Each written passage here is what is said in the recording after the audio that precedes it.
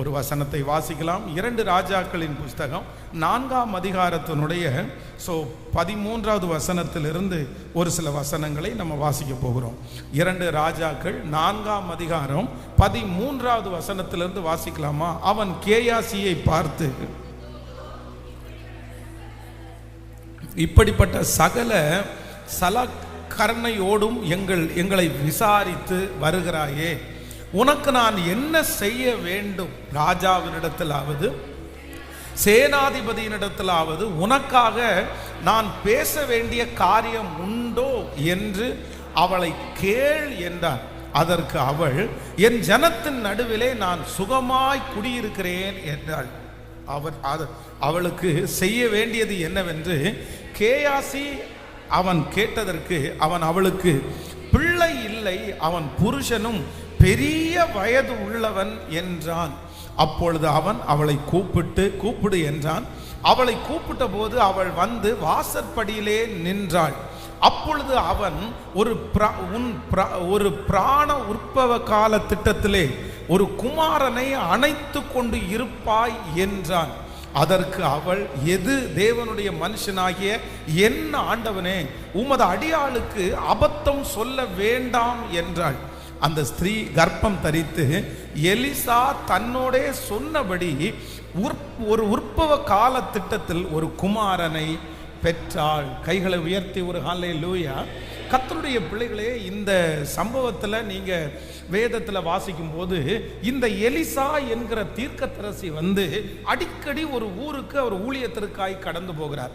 அப்போ ஊழியத்திற்கு அவர் கடந்து போகும்போது அந்த மனுஷன் போகிற நாளெல்லாம் அந்த ஏரியாவிலே இருக்கிற ஒரு மிகப்பெரிய ஒரு வசதி உள்ள கொஞ்சம் கனம் பொருந்திய வீட்டில் இருக்கிற ஒரு சகோதரி, அவர் வரும்போதெல்லாம் அவரை வந்து கூப்பிட்டு அவருக்கு சாப்பாடு கொடுத்து அதன் மூலமாக அதை ஒரு பெரிய பாக்கியமாக அவங்க நினைக்கிறாங்க.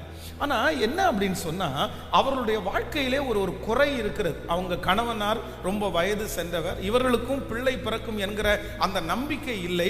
அப்படிப்பட்ட ஒரு சூழ்நிலையிலே இந்த ஊழியக்காரனை விசாரித்ததன் மூலமாய், இந்த ஊழியக்காரனுக்கு ஊழியம் செய்ததன் மூலமாய் ஆண்டவர் வந்து அந்த மகளா ஆண்டவர் நினைக்கிறார்.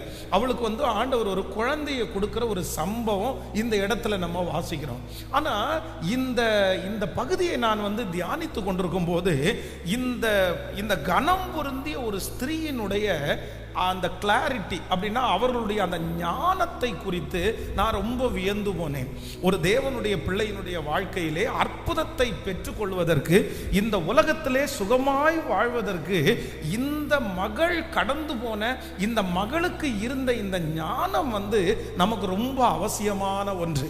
வேதம் சொல்லுகிறது, உங்களில் ஒருவன் ஞானத்தில் குறைவுள்ளவனாய் இருந்தால் யாவருக்கும் சம்பூரணமாய் கொடுக்கிறவரும் ஒருவரையும் கடிந்து கொள்ளாதவருமாய் இருக்கிற தேவனிடத்தில் கேட்க கடவன். அப்போ ஒரு தேவனுடைய பிள்ளை ஆண்டவரிடத்தில் என்ன கேட்கணும்னா, கண்டிப்பாக நீங்கள் ஞானத்தை நீங்கள் கேட்க வேண்டும். ஞானத்திற்காக நீங்கள் ஜெபிக்கணும்.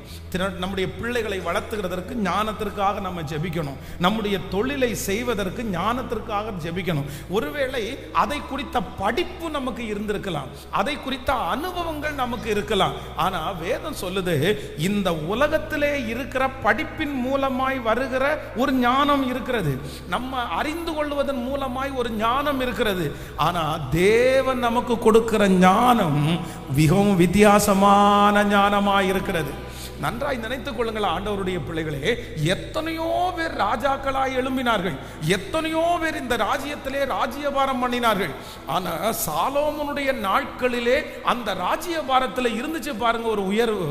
இது எதனால வந்துச்சு அப்படின்னா, கர்த்தர் ஞானத்தை கர்த்தர் தருகிறார். எத்தனை பேர் ஆமோதிக்கிறீர்கள்? இன்றைக்கு இந்த ஆராதனை வேளையில எல்லா ஆண்டவருடைய பிள்ளைகளும் ஆண்டவரிடத்தில் என்ன கேட்கணும் அப்படின்னு சொன்னா, ஆண்டவரே எனக்கு ஞானத்தை தாங்க, ஆண்டவரே எனக்கு ஞானத்தை தாங்க ஆண்டவரே. அந்த ஞானம் உங்களை ஐஸ்வர்யவானாய் மாற்றும். ஏன் அப்படின்னு சொன்னா, என்னுடைய ஆண்டவர் வந்து ஞானத்தோட வாழ்கிறதா ஆண்டவர் விரும்புகிறார். நீங்க ஏமாந்து வாழ்கிறதா ஆண்டவர் விரும்பல. நீங்க நஷ்டப்படுகிறதா ஆண்டவர் விரும்பல. மற்றவர்கள் உங்களுக்கு நேராக கை நீட்டுகிறதே ஆண்டவர் விரும்பல. ஒரு தேவனுடைய பிள்ளை எந்த இடத்துல போனாலும் நீங்க ஞானமா நடந்துக்கணும் அப்படின்னு ஆண்டவர் ரொம்ப விருப்பப்படுகிறார். நான் நம்புகிறேன், இதுவரைக்கும் நீங்கள் ஏமாந்து போகலாம், இதுவரைக்கும் நிறைய பேருக்கு முன்னாடி நீங்க கைகட்டி நிற்கலாம். ஆனால் இந்த ஆராதனைக்கு பிற்பாடு ஆண்டவர் உங்களை ஞானமாய் நடத்தி, உங்க குடும்பத்தை ஞானமாய் நடத்த, உங்களுடைய கணவனாரை ஞானமாய் நடத்த, உங்களுடைய பிள்ளைகளை ஞானமாய் நடத்த கர்த்தர் ஏற்ற கிருபையை நமக்கு கர்த்தர் தருவாராக. நம்புறவங்க கரங்களை தட்டி ஆமென். ஞானத்தில் குறைவுள்ளவனுக்கு சம்பூரணமாய் கொடுக்கிற கர்த்தர். ஹல்லேலூயா. குடும்பத்துல ஒரு பிரச்சனை வரும்போது கணவன் பிரச்சனை அப்படின்னு நம்ம நினைச்சிடக்கூடாது, மனைவி பிரச்சனை அப்படின்னு நம்ம நினைச்சிடக்கூடாது. நம்ம எதுக்காக ஜெபம் பண்ணணும் அப்படின்னு சொன்னா, ஆண்டவரே என்னுடைய கணவன் இதை போல இருக்கிறாரு, இந்த கணவனை நடத்துகிறதுக்கு எனக்கு ஞானத்தை கொடுங்க. என்னுடைய மனைவி இப்படி இருக்கிறாங்க, எனக்கு இந்த மனைவியை நடத்துறதுக்கு ஞானத்தை கொடுங்க. எல்லா காரியத்திலையும் ஒரு தேவனுடைய பிள்ளை இது ஏன் இப்படி நடக்குது, யார் தப்பு பண்றா, யார் மோசமானவங்க அப்படின்னு நினைக்கிறத விட அந்த இடத்துல நான் எப்படி நடந்துக்கணும்ன்ற ஞானத்தை நீங்க கேட்டீங்கன்னா, நான் நம்புறேன் உங்க வாழ்க்கையில இருக்கிற நிறைய பிரச்சனைகளை உங்களால ரொம்ப சரியாய் கையாள முடியும். எத்தனை பேர் ஆமோதிக்கிறீர்கள்? கைகளை அசைத்து ஒரு ஹல்லேலூயா. ஒரு விசை ஒரு மளிகை கடையிலே இருக்கிற ஒரு மனிதர் ஒரு சாட்சி அவர் சொன்னார். எனக்கு ரொம்ப ஆச்சரியமா இருந்துச்சு. அப்படின்னா அவர் படிக்காதவர், அவர் ஒரு 3ஆம் கிளாஸ் தான் படிச்சிருக்கிறாரு. ஆனா ஒரு பெரிய மளிகை கடையினுடைய ஓனரா இருந்தார். இவர் என்ன பண்ணார் அப்படின்னு சொன்னா, தானும் படிக்காதவனா இருக்கிறதுனால அவருடைய ஊர்லயே ரொம்ப ஏழையான ஒரு வாலிபனை வேலைக்கு எடுத்துட்டாரு. அப்ப அந்த வேலைக்கு எடுத்து அவன் கிட்டத்தட்ட ஒரு 10 வருஷமா வேலை செஞ்ச உடனே அவனை ரொம்ப நம்ப ஆரம்பிச்சு, பணம் வசூலிக்கிற இடத்துல கல்லாப்பட்டியில நம்பிக்கையோட அந்த மனுஷனை விட்டுட்டு அவர் வெளியே போவார். ஆனா ஒவ்வொரு நாளும் பாத்தீங்க அப்படின்னு சொன்னா, ஏதோ அவருக்கு ஒரு நெருகல். அப்படின்னா என்னமோ நமக்கு திருட்டு போகுது, யாரோ நம்முடைய கடையில இருந்து திருடுறாங்க அப்படின்னு கண்டுபிடிப்பதற்காக யாருக்குமே தெரியாம அவர் என்ன பண்ணிட்டாருன்னா, ஒரு சிசிடிவி கேமரா மாட்டுறாரு. அந்த சிசிடிவி கேமராவில் பார்த்தா, இவர் எந்த பையனை நம்பினாரோ அந்த பையன் வேலை முடிச்சுட்டு போகும்போது கொஞ்சம் பணத்தை எடுத்து சுருட்டி தன்னுடைய பாக்கெட்டுக்குள்ள போயிட்டு வச்சிருக்கிறத அவர் பார்த்துட்டார். அது ஒரு நாள் நடக்கல, ரெகுலரா நடந்துட்டே இருக்குது. இவர் எதுவுமே கண்டுக்கல. இப்போ அவருக்குள்ள பெரிய கோபம் வருது. சரி, இவ்வளவு ஒரு நம்பிக்கை துரோகமா இருக்கான், இவ்வளவு மோசமானவனா இருக்கான், நம்ம இவ்வளவு நல்லா பார்த்துக்கிட்டோமே, இப்படி துரோகம் பண்ணலாமா? இவனை வேலையை விட்டு துரத்தணும், இவன் பேர்ல ஒரு திருடன் அப்படின்னு நம்ம சொல்லணும், இவனை ஜெயில போட்டுறணும், இவனை போலீஸ்ல பிடிச்சு கொடுக்கணும். இந்த மாதிரி எண்ணங்கள் எல்லாம் ஓடும்போது சரி, நம்ம எதுவும் செய்யறதுக்கு முன்னாடி ஆண்டவருடைய சமூகத்தில் இதை எப்படி கையாளணுன்ற ஞானத்தை கேட்போன்னு சொல்லி ஜெபம் பண்றதுக்கு உட்கார்ந்தாராமா. ஜெபம் பண்ணும்போது உட்காரும்போது ஆண்டவர் பேசினாராமா, இல்லப்பா நீ அந்த மனுஷனை பழி வாங்காத, அந்த பையனுக்கு நீ எதையுமே செய்யாத, நீ அமைதியா அன்பா பேசி வேற வேலைக்கு அனுப்பிவிடுன்னு சொல்றது மாதிரி மனசுல தோணுன உடனே இவர் போய் அந்த தம்பியை கூப்பிட்டு, இல்லப்பா இனி கல்லாப்படியில நானே உட்காரலான்னு நினைக்கிறேன், வியாபாரமும் கொஞ்சம் கம்மியா இருக்கு, அதனால நீ வேற எங்கேயாவது வேலையை பார்த்து போன்னு சொல்லி எதையுமே எக்ஸ்பிரஸ் பண்ணாம அமைதியா அந்த பையனை அனுப்பி விட்டார். அவன் போயிட்டான். இவன் திருடுனான்னு சொல்லி இவருக்கு மட்டும்தான் தெரியும், அவனுக்கு திருடுனேன்னு கூட அவர் காமிச்சுக்கல. ஆனாலும் இவருடைய மனைவியிட்ட சொன்ன உடனே அவங்களுக்கு ஆதங்கம் தாங்கவே இல்லையாமா. எப்படி அவனை அப்படி அனுப்புனீங்க, நீ எப்படி அனுப்பலாம் அப்படின்னு சண்டை போட்டாங்களாம். இல்ல ஆண்டவர் என்ன அப்படிதான் டீல் பண்ண சொன்னாரு, கண்டிப்பா அதுல ஒரு நன்மையை ஆண்டவர் வச்சிருப்பார் அப்படின்னு இவர் சொன்னாராமா. பல ஆண்டுகள் தாண்டினது. ஒரு விசை இந்த அரிசிக்கு டிமாண்ட் வந்துச்சு. சாப்பாட்டு அரிசி எங்கு பார்த்தாலும் ரொம்ப அதிகமான விலைக்கு விற்கப்படுகிற ஒரு சூழ்நிலை. அப்போ நம்முடைய இந்த தமிழ்நாட்டில இருந்து நார்த்ல ஒரு இடத்துல அந்த அரிசி கம்மியா கிடைக்கிறது மாதிரி ஒரு பேச்சு அடிபட்டுச்சாமா. ஆனா இவருக்கு அந்த ஹிந்தி பேச தெரியாது, அந்த கடையை பற்றி எதுவுமே தெரியாது. பல ஆண்டுகள் தாண்டி அந்த பையனை கூப்பிட்டு, இந்த மாதிரி அரிசி ஒரு இடத்துல கம்மியாக கிடைக்கிறது மாதிரி நான் கேள்விப்படுறேன், உனக்கு தான் ஹிந்தி பேச தெரியும்ல, உனக்கு தான் அந்த இடம் தெரியும்ல, நீ அந்த ஹெல்ப் பண்ண முடியுமான்னு கேட்ட உடனே அவனுக்கு ஏற்கனவே இவர் திருடி கூட நம்மளை காமிக்கல அப்படின்ற பாசம் இருந்தனால, கண்டிப்பாக நான் உங்களுக்கு பண்ணுறேன்னு சொல்லி அவர் சொன்னார், பாஸ்டர் அதன் மூலமாய் மட்டும் கிட்டத்தட்ட 12 லட்சம் ரூபாய் எனக்கு லாபமாய் கிடைத்தது. லாபமாய் கிடைச்சு. அந்த பையன் எனக்கு எங்கிட்ட இருந்து எவ்வளவு திருடுறான்னு எனக்கு தெரியாது. அப்படி ஒருவேளை அவன் திருடி இருந்தா கூட 1 லட்சம் ரூபாய் 2 லட்சம் ரூபாய்க்கு மேல அவன் திருடி இருக்கிறதுக்கு வாய்ப்பே இல்லை.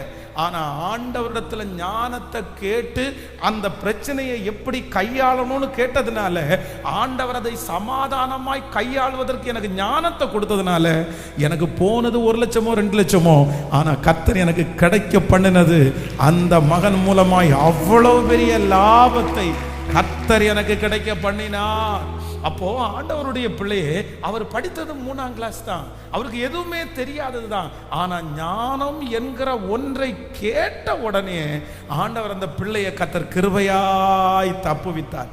அதனால ஒவ்வொரு வாலிப தம்பியும் ஒவ்வொரு வாலிப தங்கச்சியும் எந்த சூழ்நிலைக்குள்ள போனாலும் நீங்க ஆண்டவரிடத்துல என்ன கேட்கணும் அப்படின்னு சொன்னா, ஆண்டவரே எனக்கு இதை கையாள, ஆண்டவரே எனக்கு இதை நடத்த, ஆண்டவரே இதை எனக்கு கொண்டு போகிறதற்கு எனக்கு கிருபையாய் ஒரு ஞானத்தை கர்த்தர் தருவீராக.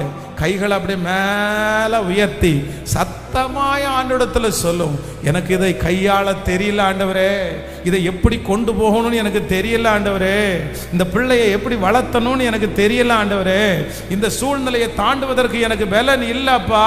ஆனா இப்போ ஆண்டவரே என்னுடைய கரங்களை உயர்த்தி நான் கேட்கிறேன், இதை ஞானமாய் நடத்துவதற்கு சத்தமா ஆண்டவர் ஒரு பெரிய ஞானத்தினால் உங்களை நிரப்ப போகிறார். ஞானத்தினால் ஆண்டவர் நிரப்ப போகிறார். சொல்லுங்க, உங்களில் ஒருவன் ஞானத்தில் குறைவுள்ளவனாய் இருந்தால் கேட்டால் தருவேன் என்று வாக்கு கொடுத்தாரே, இப்பொழுது ஆண்டவரே இந்த கூட்டத்துக்கு பிற்பாடு, இந்த ஆராதனைக்கு பிற்பாடு என் பிள்ளையினுடைய பேச்சு வித்தியாசமா இருக்கணும், நடக்க வித்தியாசமா இருக்கணும், அணுகுமுறை வித்தியாசமா இருக்கணும். இதுக்கு முன்னாடி பார்த்த மகள் அல்ல, இதுக்கு முன்னாடி பார்த்த மனிதன் அல்ல, இனி அந்த காரியத்தை ஞானமாய் செய்யக்கூடிய ஒரு கிருபையை கர்த்தர் கிருபையாய் தருவீராக, கிருபையாய் தருவீராக. கைகளை அசைத்து ஒரு ஹல்லேலூயா. எந்த பிரச்சனை வந்தாலும் நீங்க ஞானமாய் கையாளுவீர்களே ஆனால் அது ரொம்ப பெருசா மாறவே மாறாது. அது ஒரு பெரிய சமாதானத்திற்கு நேராய் நடத்தும். அப்போ நான் இந்த வேத பகுதியை வாசிக்கும் போது இந்த மகளுடைய ஒரு ஞானத்தை நான் ரொம்ப ஆச்சரியமா, அதனுடைய ஒரு சில காரியத்தை மட்டும் உங்களோடு பேசி உங்களுக்காக நான் ஜெபிக்க ஆசைப்படுகிறேன். வாசிக்கலாமே? ஒரு வசனத்தை வாசிக்கலாம். இந்த 2 ராஜாக்களின் புஸ்தகம் 4ஆம் அதிகாரத்தில் நீங்க 9வது வசனத்தை வாசிக்கலாமா? 4ஆம் அதிகாரம் 9வது வசனத்தை வாசிக்கலாம். அவள் தன் புருஷனை நோக்கி, இதோ நம்மிடத்தில் எப்போதும் வந்து போகிற தேவனுடைய மனுஷனாகிய இவர் பரிசுத்தவான் என்று காண்கிறேன். நாம் மெத்தையின் மேல் ஒரு சிறிய அறை வீட்டை கட்டி அதிலே அவருக்கு ஒரு கட்டிலையும் ஒரு மேஜையையும் நாற்காலியையும் குத்து விளக்கையும் வைப்போம், அவர் நம்மிடத்தில் வரும்போது அங்கே தங்கலாம் என்றான். கவனிங்க ஆண்டவருடைய பிள்ளைகளே, இவர் ஒரு ஊழியக்காரர். அப்படின்னா இவர் எலியா ஒரு பெரிய தேவனுடைய மனுஷன். எலியாவனுடைய கைக்கு தண்ணீர் வார்த்தவர் தான் யார் அப்படின்னா இந்த எலிசா. ஆனா எலியா எடுத்துக்கொள்ளப்படும் போது உனக்கு என்ன வேணும்னு கேட்டா, உங்களிடத்துல இருக்கிற வரம் எனக்கு எப்படி வேணுமாமோ? ரெட்டிப்பாக வேண்டுமாமா. நல்லா கவனிச்சுங்க, எலியாவையும் உங்களுக்கு தெரியும், எலிசாவையும் உங்களுக்கு தெரியும். இவங்க 2 பேருமே யார் அப்படின்னா மிகப்பெரிய ஊழியக்காரர்கள். அவர்கள் கைகளுடைய அசைவுகளினால் அற்புதம் நடக்குது, அவங்க வாயை திறந்து பேசினா அற்புதம் நடக்குது. இவங்க 2 பேருடைய ஊழியமுமே ரொம்ப பெரிய ஊழியம். அப்போ இந்த மகளுக்கு முன்பாக அடிக்கடி இவங்க வீட்டுக்கு அந்த ஊருக்கு வரும்போதெல்லாம், ஊழியம் செய்ய வரும்போதெல்லாம் இவங்க வீட்டில் அவருக்கு சாப்பாடு கொடுக்குறாங்க. சாப்பிட்டுட்டு அவர் போறாரு, சாப்பிட்டுட்டு ஊழியத்துக்கு போவாரு. ஏன்னா இவங்க ரொம்ப வசதி உள்ள ஒரு வீடு, கனம் பொருந்திய வீடு. இவர்கள் அந்த பட்டணத்தில் ரொம்ப ஆசீர்வாதமா இருக்கிறாங்க. அதனால ஊழியக்காரரும் அடிக்கடி அவங்க வீட்டில் சாப்பிட்டுட்டு போறாரு. ஆனா இந்த அம்மா என்ன பண்ணியிருக்கிறாங்க அப்படின்னு சொன்னா, அவர் அற்புதம் செய்யறாரு, அவர் மெசேஜ் கொடுக்கிறாரு, அவர் நிறைய பேருடைய வாழ்க்கையை கட்டி இருக்கிறாரு. ஆனா அத்தனை நாள் தன்னுடைய வீட்டில் அவர் சாப்பிட்டுட்டு இருக்கிறாரு. ஆனா இந்த அம்மா என்ன செக் பண்ணியிருக்கிறாங்க அப்படின்னா, அடிக்கடி நம்மிடத்தில் வந்து போகிற இவர் யார் அப்படின்னு பார்க்கிறேன் அப்படின்னு சொன்னா, பரிசுத்தவான் என்று காண்கிறேன், பரிசுத்தவான் என்று காண்கிறேன், பரிசுத்தவான் என்று காண்கிறேன். அப்போ நீங்க ஒன்று கண்டுபிடிக்கணும், நம்ம ஒரு ஞானம் நமக்கு தேவை. நம்ம நிறைய பேர் என்ன நினைப்போம் அப்படின்னு சொன்னா, ஒரு மனுஷனை அற்புதம் செய்கிறவராக நம்ம பார்த்திருப்போம், ஒரு மனுஷனை சுகமாக்குற வரம் அவருக்குள்ள இருக்கிறத நம்ம பார்த்திருப்போம். நம்ம உடனே என்ன பண்ணிடுவோம் அப்படின்னு சொன்னா, எல்லாருமே ஒருத்தர் வெளி தோற்றத்தில் ஒரு நல்ல பிரசங்கம் பண்ணிட்டாங்களா, ஒரு நல்ல அற்புத அடையாளங்கள் நடக்குதா, உடனே நம்ம அவங்கள எங்க வைக்கிறோம் அப்படின்னா, ஐயோ இவர் பெரிய பரிசுத்தவான், இவர் ஒரு பெரிய பரிசுத்தவான், இவர் ஊழியம் செய்யறாருல, எப்படி தப்பு பண்ணுவாரு, இவர் இத்தனை பேருக்கு அற்புதம் நடக்குது இல்ல, இவர் எப்படி தப்பு பண்ணுவாரு, இவர் எப்படி ஏமாத்துவாரு, இவர் எப்படி நமக்கு வார்த்தையை மாத்தி சொல்லுவாரு, சொல்ல மாட்டாரு. ஆனா நம்ம வெளி தோற்றத்தை வைத்து பயன்படுகிறதை பார்த்து 100% உடனே நம்பிடுவோம். ஆனா இந்த ஸ்திரீ என்ன பண்றாங்க அப்படின்னு சொன்னா, அவங்க செக் பண்றாங்க, யார் அப்படின்னா, அற்புதம் இருக்கட்டும், அவர் பிரசங்கம் பண்ணட்டும், அவர் என்ன வேணாலும் செய்யட்டும், ஆனா நான் அவரை செக் பண்ணுவேன். என்ன செக் பண்ணுவேன் அப்படின்னு சொன்னா, அடிக்கடி நம்மிடத்தில் வந்து போகிற இவர் பரிசுத்தவான் என்று காண்கிறேன், பரிசுத்தவான் என்று காண்கிறேன். அதற்கு பிறகுதான் தன்னுடைய கணவனாரிடத்தில் போய், இல்ல நம்ம அற்புதம், இவர் மூலமா எவ்வளவு அற்புதம் நடக்குது, நம்ம வீட்டு மொட்டை மாடியில் ஒரு ரூம் கட்டி கொடுத்துருவோமா, அதுல ஒரு சேர் ஒரு கட்டில் எல்லாம் போட்டுருவோமா, இவர் மூலமா எவ்வளவு பேர் ஆசீர்வதிக்கப்படுறாங்க, நமக்கு ஒண்ணு பண்ணிடுவோமா அப்படின்னு கேட்கல. எதுக்கு அப்புறம் அவங்க வீடு கட்டுறாங்கன்னா, எதுக்கு அப்புறம் அவருக்கு ரூம் போடுறாங்க அப்படின்னா, என்னைக்கு அவரை பரிசுத்தவான் என்று கண்டார்களோ அதற்கு பிறகுதான் அவருக்கு ரூம் கட்டணும்னு அவங்க தன்னுடைய கணவனிடத்துல சொல்றாங்க. அப்போ ஆண்டவருடைய பிள்ளைகளே, ஒரு ஞானத்தை ஆண்டவரிடத்துல கேளுங்க. ஆண்டவரே, எப்பேற்பட்ட மனிதனா இருந்தாலும், எப்பேற்பட்ட மனுஷியா இருந்தாலும், நான் என்ன கண்டுபிடிக்கணும் அப்படின்னு சொன்னா, அவங்க பரிசுத்தவானா பரிசுத்தவாட்டியான்னு நான் கண்டுபிடிக்கணும். ஆமேன் சொல்லுங்கள். எத்தனை பேர் ஆமோதிக்கிறீர்கள்? மற்றபடி வெளி தோற்றத்தை வைத்து நம்ம ஒரு மனுஷனுக்கு நம்ம உதவி செய்ய முடியாது. ஒரு மனுஷனிடத்துல போய் நம்ம அடைக்கலம் தேட முடியாது. இதே போல விழுந்து கிடக்கிறவர்கள் நிறைய பேர் விழுந்து கிடக்கிறார்கள். அவ்வளவுதான். அற்புதத்தை நிறைய பேருக்கு இன்னைக்கு என்னன்னா, அற்புதத்தை பார்த்துட்டாங்களா, அற்புதத்தை பார்த்த உடனே நிறைய பேர் விழுந்துருவாங்க. நிறைய பேர் வார்த்தையை பார்க்கறாங்களா, அந்த தோரணையை பார்க்கறாங்களா, உடனே விழுந்துருவாங்க. ஆனா ஒண்ணு நீங்க நினைச்சுக்குங்க, ஒரு மனுஷனை உங்க வீட்டுக்குள்ள வரைக்கும் கொண்டு வரணும்னா, அவர் அடிக்கடி சாப்பிட்டுட்டு போறாரு, பரவாயில்ல, அவர் ஊழியம் செய்யறாரு, ஊழியத்துக்கு வர்றாரு, சாப்பிட்றாரு, போறாரு, அதை குறித்து எனக்கு பிரச்சனை இல்லை. ஆனா என்னுடைய வீட்டுக்கு மேல ஒரு ரூம் எடுத்து நான் தங்க வைக்கணும்னு முடிவெடுத்தா, நான் முதல்ல எங்க செக் பண்ணுவேன் அப்படின்னு சொன்னா, அவர் பரிசுத்தவானா, அவர் பரிசுத்தவானா. உங்க வீட்டில் சிலர் ஒருவேளை சொந்தக்காரங்க ஒரு நாள் சாப்பிட்டுட்டு போகலாம், சிலர் ஒரு 10 நாள், ஒரு 2 மாசத்துக்கு ஒரு டைம் வந்துட்டு போகலாம். அவர்களை கூட சில நேரத்தில் சரி ஓகே வந்துறாரு, உதவி செஞ்ச விட்டுருவோம். ஆனா உங்க வீட்டில் நெருக்கமான உறவுக்கு நேராய், நெருங்கிய உறவுக்கு நேராய் உங்க வீடு வரைக்கும் வருவாரு, உங்க ரூம் வரைக்கும் அவரால் வர முடியும். அப்படி நீங்க உங்க வீட்டுக்குள்ள கொண்டு வருகிற ஒரு மனுஷனுக்கு என்ன இருக்கணும் நீங்க நினைக்கணும் அப்படின்னு சொன்னா, அந்த மனுஷன் பரிசுத்தவானான்னு நீங்க கண்டிப்பா செக் பண்ணணும். அந்த மனுஷி பரிசுத்த வாட்டியான்னு நீங்க கண்டிப்பா செக் பண்ணணும். ஏன் அப்படின்னா, வேதம் சொல்லுகிறது, அந்நிய நுகத்திலே அவிசுவாசிகளுடன் பிணைக்கப்படாதிருப்பீர்களாக, ஒளிக்கும் இருளுக்கும் ஐக்கியமே சம்பந்தமே இல்லை. ஹல்லேலூயா. கைகளை உயர்த்தி ஒரு ஹல்லேலூயா. முதல்ல ஒரு தேவனுடைய பிள்ளை ஒரு நபரை எப்படி நீங்க செக் பண்ணணும் அப்படின்னு சொன்னா, பரிசுத்தவானா, பரிசுத்தவானா. அந்த பரிசுத்தவான் என்கிற ஒரு நபரை நீங்க கண்டுபிடிச்சு உங்க வீட்டில் அவங்க ஜெபம் பண்ணாங்கன்னா, கண்டுபிடிச்சு உங்க வீட்டுக்கு அவங்க ஆசீர்வாதமா இருந்துட்டாங்கன்னா, நிச்சயமா சொல்றேன், இந்த அம்மாவுக்கு எவ்வளவு பெரிய ஆசீர்வாதம் உண்டானதோ அந்த ஆசீர்வாதத்தை கர்த்தர் உங்களுக்கும் தருவதற்கு ஆண்டவர் வல்லவரா இருக்கிறார். ஆமென். கையை மேல உயர்த்தி, கைகளை உயர்த்தி ஆண்டவரிடத்துல கேளுங்க. ஆண்டவரே, வெளி தோற்றத்திற்கு நல்லவரா இருக்கலாம், ரொம்ப பேச்சு திறமை உள்ள ஆளா இருக்கலாம், ஆனா அந்த மனுஷன் கர்த்தரோட நடக்கிற மனுஷனா? அந்த மனுஷன் ஒரு பரிசுத்தவானா? அந்த மனுஷன் பொய் பேசாதவனா இருக்கிறானா? அப்படி அறிந்து கொள்ளக்கூடிய ஒரு ஞானத்தை சொல்லுங்க, எல்லாரும் முழு இருதயத்தோட கேளுங்க. அப்பா, அப்படிப்பட்ட ஒரு ஞானத்தை கர்த்தர் எங்களுக்கு தருவீராக. முழு பலத்தோட கேளுங்க. நீர் ஞானத்தை எங்களுக்கு தருகிறவர். மனிதர்களை கண்டுபிடிக்கக்கூடிய ஒரு ஞானத்தை கொடுங்க ஆண்டவரே. மனிதர்களை கண்டுபிடிக்கக்கூடிய ஒரு ஞானத்தை கொடுங்க ராஜா. அப்படிப்பட்ட அசுத்த மனிதர்களை ஆண்டவரே, கெட்ட மனிதர்களை எங்களுடைய வீட்டிலே நாங்கள் கொண்டு வராதபடி ஆண்டவர் எங்களை காப்பாற்றுவீராக. சத்தத்தை உயர்த்தி முழு பலத்தோடு இயேசுவே, அப்படிப்பட்ட ஒரு ஞானத்தை கர்த்தர் எங்களுக்கு கிருபையாய் கேளுங்க. கேட்கிற எவனும் பெற்றுக்கொள்ளுகிறான், கேட்கிற எவனும் பெற்றுக்கொள்ளுகிறான். ஆண்டவர் அந்த ஞானத்தை கர்த்தர் தருகிறார். கைகளை உயர்த்தி, அப்பா, அந்த மனிதர்களை எனக்கு கண்டுபிடிக்கக்கூடிய கிருபை, மனிதர்களுடைய ஆவிக்குரிய குவாலிட்டியை கண்டுபிடிக்கக்கூடிய ஒரு கிருபையை கர்த்தர் இன்றைக்கு இப்பொழுது இந்த ஆராதனை வேளையிலே எனக்கு நீர் தருகிறதற்காக கேளுங்க. அப்பா, நீர் தருகிறதற்காக உமக்கு ஸ்தோத்திரம், ஸ்தோத்திரம், ஸ்தோத்திரம். மறைவான கண்ணிகளுக்கு எங்களை விலக்கி ஆண்டவரே மீட்கிறதற்காக உமக்கு ஸ்தோத்திரம் ஆண்டவரே. ஸ்தோத்திரம்பா, ஸ்தோத்திரம்பா.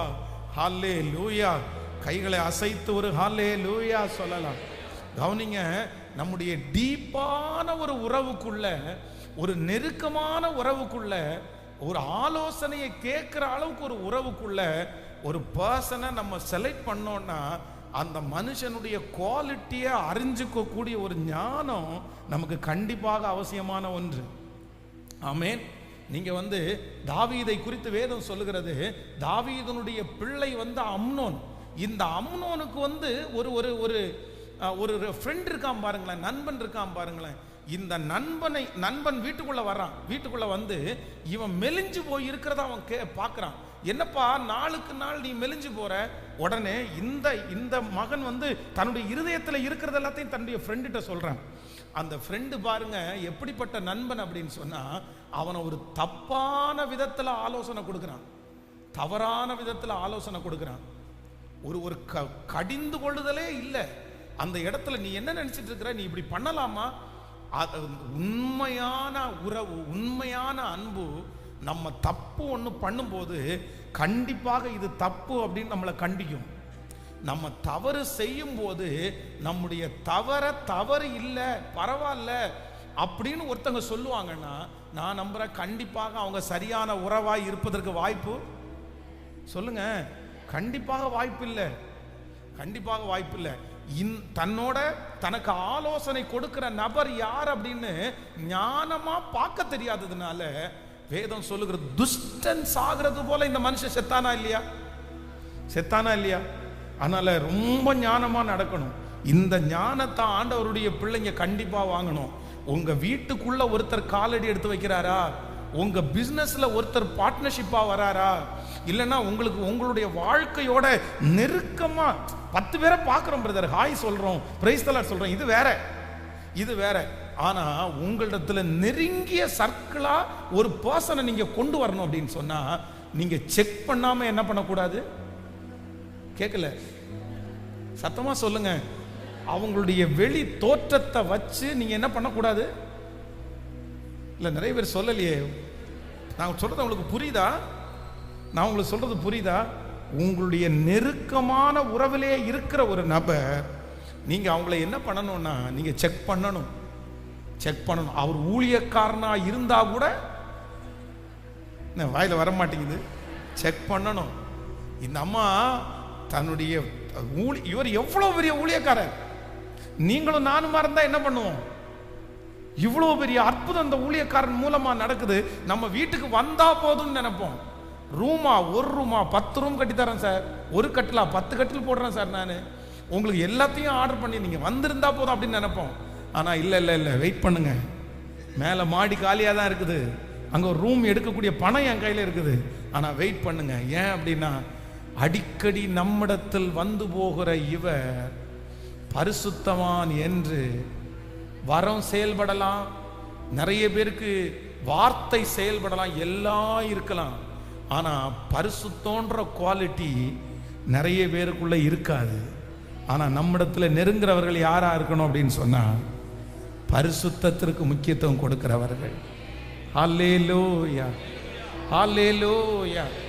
இயேசு இயேசுன்னு பேசின உடனே நம்பிடக்கூடாது. அல்லேலூயான்னு சொன்ன உடனே நம்பிடக்கூடாது. கர்த்தர் பெரியவர்னு சொன்ன உடனே நம்பிடக்கூடாது. அற்புதம் செய்கிறவர் அற்புதத்தை பேசின உடனே நம்பிடக்கூடாது. இன்னைக்கு நிறைய பேர் ஃபேக்கா சாட்சி சொல்றவங்க கூட நிறைய பேர் இருக்கிறாங்க. ஃபேக்கா சாட்சி சொல்றவங்க. ஒரு விதத்துல சாட்சி சொல்றது சந்தோஷம், ஆனா இன்னொரு விதத்துல எதுக்கு தெரியுமா, தன்னுடைய முகம் தெரியணும்னு சாட்சி சொல்றவங்க இருக்கிறாங்க. தன்னுடைய பேரை பெருமைப்படுத்துறதுக்காக சாட்சி சொல்லணும்னு நினைக்கிறவங்க இருக்காங்க. பொல்லாத கூட்டங்கள் தேசத்தில் பெருகி கொண்டே இருக்கிறது. நம்மளை வந்து நிறைய பேர் சிக்கிறது எப்படிதான் சிக்கிறாங்க அப்படின்னு சொன்னா, நிறைய பேர் ஹோலியா பரிசுத்தமாய் வாயில பேசின உடனே நம்ம நிறைய பேர் சுருண்டுருவாங்க. நிறைய பேர் ரொம்ப ரொம்ப ஜாக்கிரதை, ரொம்ப ஜாக்கிரதை. பைபிளை தூக்கிட்டு வந்தா கூட, அவ்வளவு வல்லமா நடந்தா கூட நம்ம என்ன பண்ணணும் அப்படின்னு சொன்னா கண்டிப்பா செக் பண்ணணும். செக் பண்ணணும். பக்கத்துல கையை கொடுத்து சொல்லுங்க, செக் பண்ணி செய்யுங்க. யாரா இருந்தாலும் விசாரிச்சு பண்ணுங்க. நல்ல நல்ல கையை கொடுத்து சொல்லுங்க, யாரா இருந்தாலும். பென்ஸ் பாஸ்டர் தெரியும்னு ஒரு போட்டோ காமிச்ச உடனே இல்ல, பொதுவா சொல்றேன், சிலர் வந்து இன்னைக்கு போற பக்கமெல்லாம் என்ன எடுப்பாங்க, போற பக்கமெல்லாம் போட்டோ எடுக்கிறவங்க நிறைய பேர் இருப்பாங்க. நமக்கு அவங்களுக்கு தெரியாது. அச்சம் ஒரு போட்டோ எடுங்கன்னு சொல்லும்போது நம்ம வந்து எல்லாருக்கும் எடுங்க, தாராளமா எடுங்க, இது சந்தோஷம். சிலர் வந்து சந்தோஷமா பாஸ்டரோட இருந்து ஒரு போட்டோ, அதெல்லாம் தப்பா இல்லை, நான் அதை ரொம்ப சந்தோஷமா நினைக்கிறேன், அவங்க நம்ம மேல வச்ச அன்பு. ஆனா சிலர் எதுக்கு இருக்காங்க தெரியுமா, போட்டோ எடுத்து இவருக்கு நான் ரொம்ப நெருக்கமானவேன்னு காமிக்கிறதுக்கே நிறைய பேர் சுத்திடுறாங்க. அவங்க எங்கிட்ட மட்டும் போட்டோ எடுத்துருக்க மாட்டாங்க, ஊர்ல இருக்கிற எல்லா ஊழியக்காரங்கள்ட்டையும் ஒரு போட்டோ எடுத்திருப்பாங்க. உங்களுக்கு அந்த ஒரு நபரை, அந்த ஊழியக்கார தெரியும்னு சொல்லுங்க, உடனே பாருங்க நானும் ஒரு ஒண்ணா இருக்கிறோம், தோள் மேல கை போட்டிருக்கிறாரு, எப்படி நிக்கிறோம் பாருங்க, எனக்கு எவ்வளவு நெருக்கமானவர்கிட்ட. அவங்க போன் பண்ணி இந்த மாதிரி ஒரு பர்சனை தெரியுமான்னு கேட்டா எப்படிங்க நமக்கு தெரியும். அப்போ ஆண்டவருடைய பிள்ளைகளே, அப்படிப்பட்ட மனிதர்களை நீங்க என்ன பண்ணணும்னா நீங்க ரொம்ப செக் பண்ணணும். இந்த அம்மா கூட இருந்த முதல் ஞானம் என்ன அப்படின்னா, ஆராய்ந்து பார்ப்போம். முதல்ல டைம் எடுத்து நம்ம செக் பண்ணுவோம். நம்ம வீட்டை கட்டி கொடுக்கறது அடுத்தது, நம்ம கட்டில் வாங்குறது அடுத்தது, நம்ம மேஜை போடுறது அடுத்தது. முதல்ல அவரை யாருன்னு செக் பண்ணுவோம்னா, அவர் உண்மையா ஆண்டவரோட நடக்கிறாரா, அவர் சொல்றதெல்லாம் உண்மைதானா, அவர் பரிசுத்தவானா, அந்த செக் பண்ற ஒரு எண்ணம் இருக்கு பாருங்களேன். அதனாலதான் அவங்களுக்கு தோல்வி இல்லை. அதற்கு பிறகு நடந்ததற்கு பிற்பாடு, ஏமாத்தினதற்கு பிற்பாடு நீங்க ரொம்ப கஷ்டப்படுவீங்க, ரொம்ப கஷ்டப்படுவீங்க. சில இடங்களில் வந்து சில சொல்றதை கேட்டிருக்கேன், என்னுடைய வாழ்க்கையில அதிகமா என்னை ஏமாத்தினது கிறிஸ்தவங்க தான் அப்படின்னு சொல்லுவாங்க சிலர். எப்படி உனக்கு கிறிஸ்தவங்க ஏமாத்த மாட்டாங்கன்னு சொல்லுவாங்க, எப்படி நீ மட்டும் ஏமாந்த அப்படின்னா, அவங்க கிறிஸ்துவனுடைய பேரை வைத்து ஏமாற்றுகிறவர்களாக இருக்கிறார்கள். கடன் கடன் கடன் கேட்பாங்க. ஒன்று நீங்க நினைச்சுங்க, எந்த ஊழியக்காரனுடைய பேரை சொல்லி உங்கள்கிட்ட ஏதாவது சொல்றாங்கன்னா நீங்க ரொம்ப ஜாக்கிரதையா இருங்க, நீங்க ரொம்ப ஜாக்கிரதையா இருங்க. உண்மையா இருக்கிறவர்கள் கண்டிப்பா அப்படி சொல்ல, சத்தமா சொல்லுங்க, கேட்கல, கண்டிப்பா சொல்ல மாட்டாங்க. தெரியும், எனக்கு தெரியும், நான் போறேன், பாஸ்டர் எனக்கு பிடிக்கும், அங்க சர்ச்சுக்கு தான் போறேன். ஆனா பாஸ்டரை பார்த்து நீங்க எனக்கு பொண்ணு கொடுக்க வேண்டிய அவசியம், பாஸ்டரை பார்த்து நீங்க எனக்கு வேலை கொடுக்க வேண்டிய அவசியம், அதுதான் உண்மையான ஒரு தேவனுடைய பிள்ளை. ஹல்லேலூயா. பக்கத்துல கையை பிடிச்சு சொல்லுங்க, கொஞ்சம் செக் பண்ணிக்கங்க. சிஸ்டர்ஸ் முதல்ல கை கொடுத்து சொல்லுங்க, கொஞ்சம் செக் பண்ணிக்கங்க. நீங்க முதல்ல செக் பண்ணிட்டு தான் யாருக்கு சொல்லணும். ஹலோ, காணிக்க கொடுக்கலாமா வேண்டாமா, வீடு கட்டி கொடுக்கலாமா வேண்டாமா, எப்படி சொல்லணும் நீங்க. கண்ணை மூடி, சிஸ்டர் ஐயோ ஆண்டவர் உங்களை தூக்கி உச்சாந்தலையில் உட்கார வைக்கிறது மாதிரி நான் பார்க்குறேன் அப்படின்னு உடனே கொடுங்கய்யா ஒரு 2000 ரூபாய் அப்படின்னு வாங்கி சண்டை போட்டு கொடுத்துடக்கூடாது. என்ன பண்ணணும், நீங்க நலமானதை செக் பண்ணி, கொஞ்சம் வெயிட் பண்ணி, டெஸ்ட் பண்ணி பார்த்து, யார் இவர், என்ன பண்றாரு, என்ன செய்யறாரு, இவர் உண்மையானவரா? பிள்ளைக்கு கல்யாணம் பார்க்கும்போது சரி, பொண்ணுக்கு கல்யாணம் பார்க்கும்போது சொல்லி ரொம்ப அவசரப்படுத்துறாங்களா? கேர்ஃபுல், ரொம்ப கேர்ஃபுல்லா இருங்க. நமக்குரியதை யாரும் அவசரப்படுத்த வேண்டிய அவசியம் இல்லை. நமக்குரியதை கர்த்தர் எத்தனை காலமானாலும் நமக்கு தருவதற்கு கர்த்தர் வல்லவரா இருக்கிறார். நீங்க யோசிச்சு செக் பண்ணீங்கன்னா கர்த்தர் உங்களை நேர்த்தியாய் நடத்துகிற தேவன். ஹல்லேலூயா, ஹல்லேலூயா. கைகளை மேல உயர்த்தி, ஆண்டவரே, சோதித்து பார்த்து ஒன்னும் தெரியாம நான் போய் சிக்கிட்டேன் பாஸ்டர். நீங்க சொல்ற வார்த்தைகள் எல்லாம் எனக்காக மட்டும்தான் ஆண்டவர் பேசுறாரு. நான் ஒண்ணுமே யோசிக்கல, நான் ஒண்ணுமே திங்க் பண்ணல. நான் எடுத்த உடனே நம்பிட்டேன், சொன்ன உடனே நம்பிட்டேன், ஆண்டவர்னு பேசின உடனே நம்பிட்டேன். ஆனா இன்னைக்கு இவ்வளவு பெரிய பாடுகளை நான் சுமக்கிறேன். ஆனா ஆண்டவர் எப்படியாவது உங்களை கை தூக்கி எடுப்பாரு. அதற்காக ஆண்டவரிடத்துல மன்னிப்பு கேளுங்க. ஆண்டவரே, நான் செக் பண்ணாம அப்படி செஞ்சதற்காக என்னை மன்னிச்சுக்கங்க ஆண்டவரேன்னு சொல்லுங்க. ஆனா இனி அந்த ஞானத்தை கர்த்தர் எனக்கு தாங்கப்பா, இனி அந்த ஞானத்தை கர்த்தர் எனக்கு தாங்கப்பா. சத்தத்தை உயர்த்தி, தகப்பனே, என்னுடைய கண்களை திறந்தருளும் சொல்லுங்க. எல்லாரும் கேளுங்க, என்னுடைய கண்களை திறந்தருளும். இனி என்னுடைய வாழ்க்கையிலே முக்கியமான இடங்களுக்கு நான் ஆராய்ந்து பார்க்காமல், ஆண்டவரே, நான் யோசிக்காம, ஆண்டவரே, நான் அதை குறித்து விசாரிக்காம செய்யாதபடிக்கு கர்த்தர் என்னை கிருபையாய் கர்த்தர் காப்பாற்றுவீராக, காப்பாற்றுவீராக. கேளுங்க இயேசுவே, அப்படிப்பட்ட ஒரு ஞானத்தை இப்பொழுது இந்த செய்தியை கேட்டுக்கொண்டிருக்கும் போதே ஒவ்வொரு பிள்ளைகள் மேலும் கர்த்தர் இப்பொழுது கொடுக்கிறதற்காய் ஸ்தோத்திரம்பா. நன்றி அப்பா, நன்றி நன்றி நன்றி நன்றி ஆண்டவரே, நன்றி நன்றி நன்றி நன்றி நன்றி நன்றி. நீர் எங்களுக்கு போதித்து நடத்துகிற கர்த்தர். கைகளை உயர்த்தி ஒரு ஹல்லேலூயா சொல்லலாம். சோ நம்பர் 1, முதலாவதாக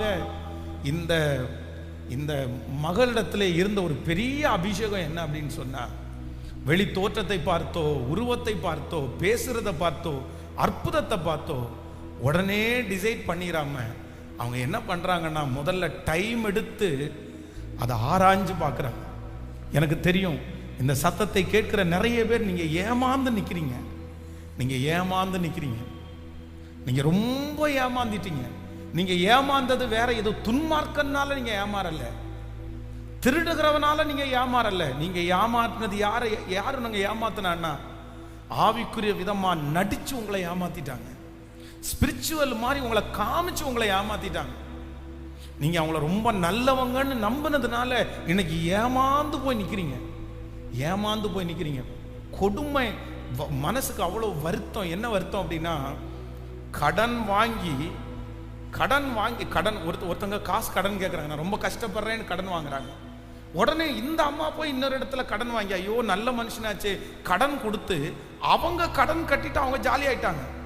இவங்க கடனை இவங்க கட்டல. எப்படி இருக்கும்? இன்னும் ரொம்ப கொடுமை, தான் அனுபவிக்காத, தான் சாப்பிடாத, தான் துணிமணி உடுத்தாத யாரோ ஒருத்தருக்கு ஜாமீன் நின்னதுனால, யாரோ ஒருத்தரை நம்பினதுனால அவங்களுக்கு வாங்கி கொடுத்த பணத்தை மாசம் சம்பாதிச்சு அந்த பணத்தை கட்டுறது அப்படின்றது எவ்வளவு கொடுமை தெரியுமா? எவ்வளவு வருத்தம் தெரியுமா? மாசம் அந்த பணத்தை கட்டும்போது நான் ஏமாந்துட்டேனே, என்னை இப்படி எவ்வளவு வருத்தம் தெரியுமா? இது எதனால தெரியுமா? ஒரு மனுஷனா ஆராய்ஞ்சு பார்க்காம நம்புறதுனால தான். ஒரு மனுஷனை ஆராய்ஞ்சு பார்க்காம நம்புறதுனால. எந்த காரியமா இருக்கட்டும் நீங்க ஒரு தீர்மானம் எடுக்கணும். என்ன தீர்மானம் அப்படின்னு சொன்னா, நான் முதல்ல என்ன பண்ணுவேன்னா, டெஸ்ட் பண்ணுவேன்.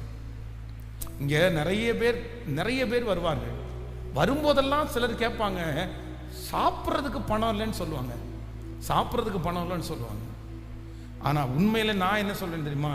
சாப்பிட்றதுக்கு பணம் இல்லைன்னு வர்றவங்கள்ட்ட அவங்க சரியானவங்களா கெட்டவங்களான்னு தெரிஞ்சுக்கிறதுக்கு ஒண்ணு, பாப்பா இந்த ஹோட்டலில் போய் நான் வாங்கி தரேன். இல்லைன்னா ஒரு பையனை கூப்பிட்டு, எப்பா இவங்களுக்கு சாப்பாடு என்ன வேணுமோ வாங்கிட்டு வாப்பா அப்படின்னு சொல்லிட்டோன்னு வச்சுங்களேன். என்கிட்ட ஒருத்தர் வந்தார், சென்னையில் வந்தேன், வர்ற வழியில் பர்ஸை தொலைச்சிட்டேன், பிட் பாக்கெட் அடிச்சிட்டாங்க, எனக்கு திரும்ப சென்னைக்கு போகணும், தயவு செய்து ஒரு 3000 ரூபாய் தாங்கன்னாரு. எதுக்கு? ஏன் ஃப்ளைட்லையா போகிறீங்க? 3000 ரூபாய் வேணுமா சார்? இது நீங்கள் வந்து சென்னைக்கு போகணுன்னா ட்ரெயினில் போகணுன்னா 350 ரூபா தானே செலவாகும், நீங்கள் 3000 ரூபாய் கேட்குறீங்க.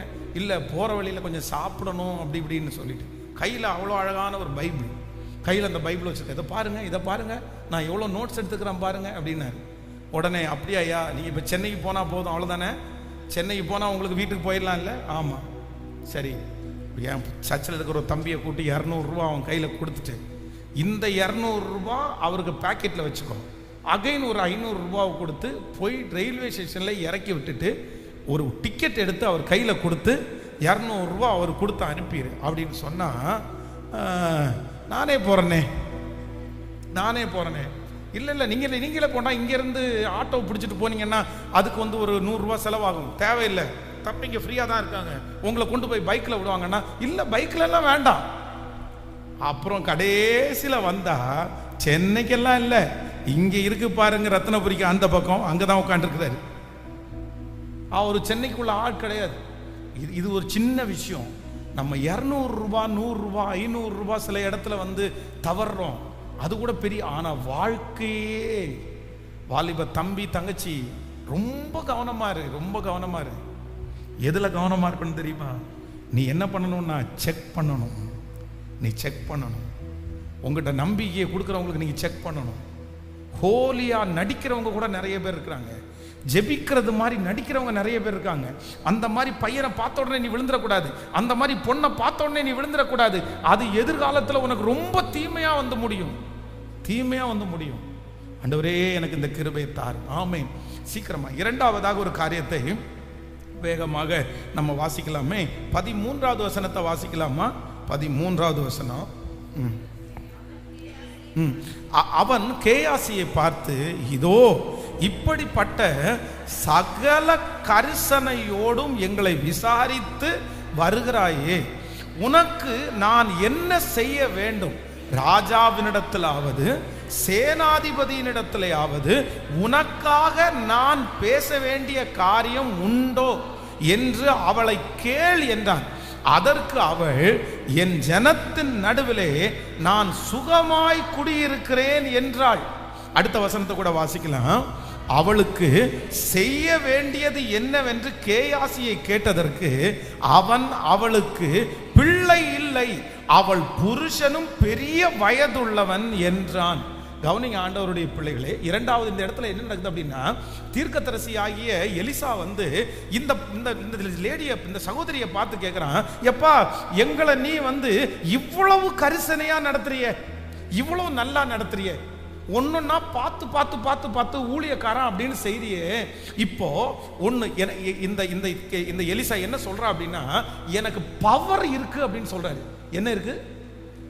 யார்கிட்ட பேசுகிற வரைக்கும் எனக்கு பவர் இருக்குது. அவர் சொல்றாரு பாருங்க, விசாரித்து வருகிறாயே, உனக்கு நான் என்ன செய்ய வேண்டும்? ராஜாவினிடத்திலாவது சேனாதிபதியினிடத்திலாவது உனக்கு பேச வேண்டிய காரியம் உண்டோ என்று அவளை கேள். ஹலோ, ஏதாவது ஒன்று நான் பேசணுமா? போலீஸ் ஸ்டேஷனில் பேசணுமா? நான் வந்து அரசியல் வேட்ட பேசணுமா? நான் இந்த ஆபீசர்கிட்ட பேசணுமா? எனக்கு பவர் இருக்குது, ஏதாவது உனக்கு தேவை இருக்குதா? என்ன இவ்வளவு நீ விசாரிக்கிறியே? உடனே உண்மையான அந்த பெண் என்ன சொல்றாங்க அப்படின்னா, ரொம்ப அழகா இருக்குது. அதற்கு அவள், என் ஜனத்தின் நடுவே நான் சுகமாய் குடியிருக்கிறேன். என் ஜனத்தின் நடுவே, சத்தமா சொல்லுங்க, பக்கத்தில் இருக்கிற கையை பிடிச்சி சொல்லுங்க. பார்க்கிறவங்கள்ட்ட எல்லாம் நம்ம பிரச்சனையை சொல்லக்கூடாது, கேட்கிறவங்கள்ட்ட எல்லாம் நம்முடைய பிரச்சனையை சொல்லக்கூடாது.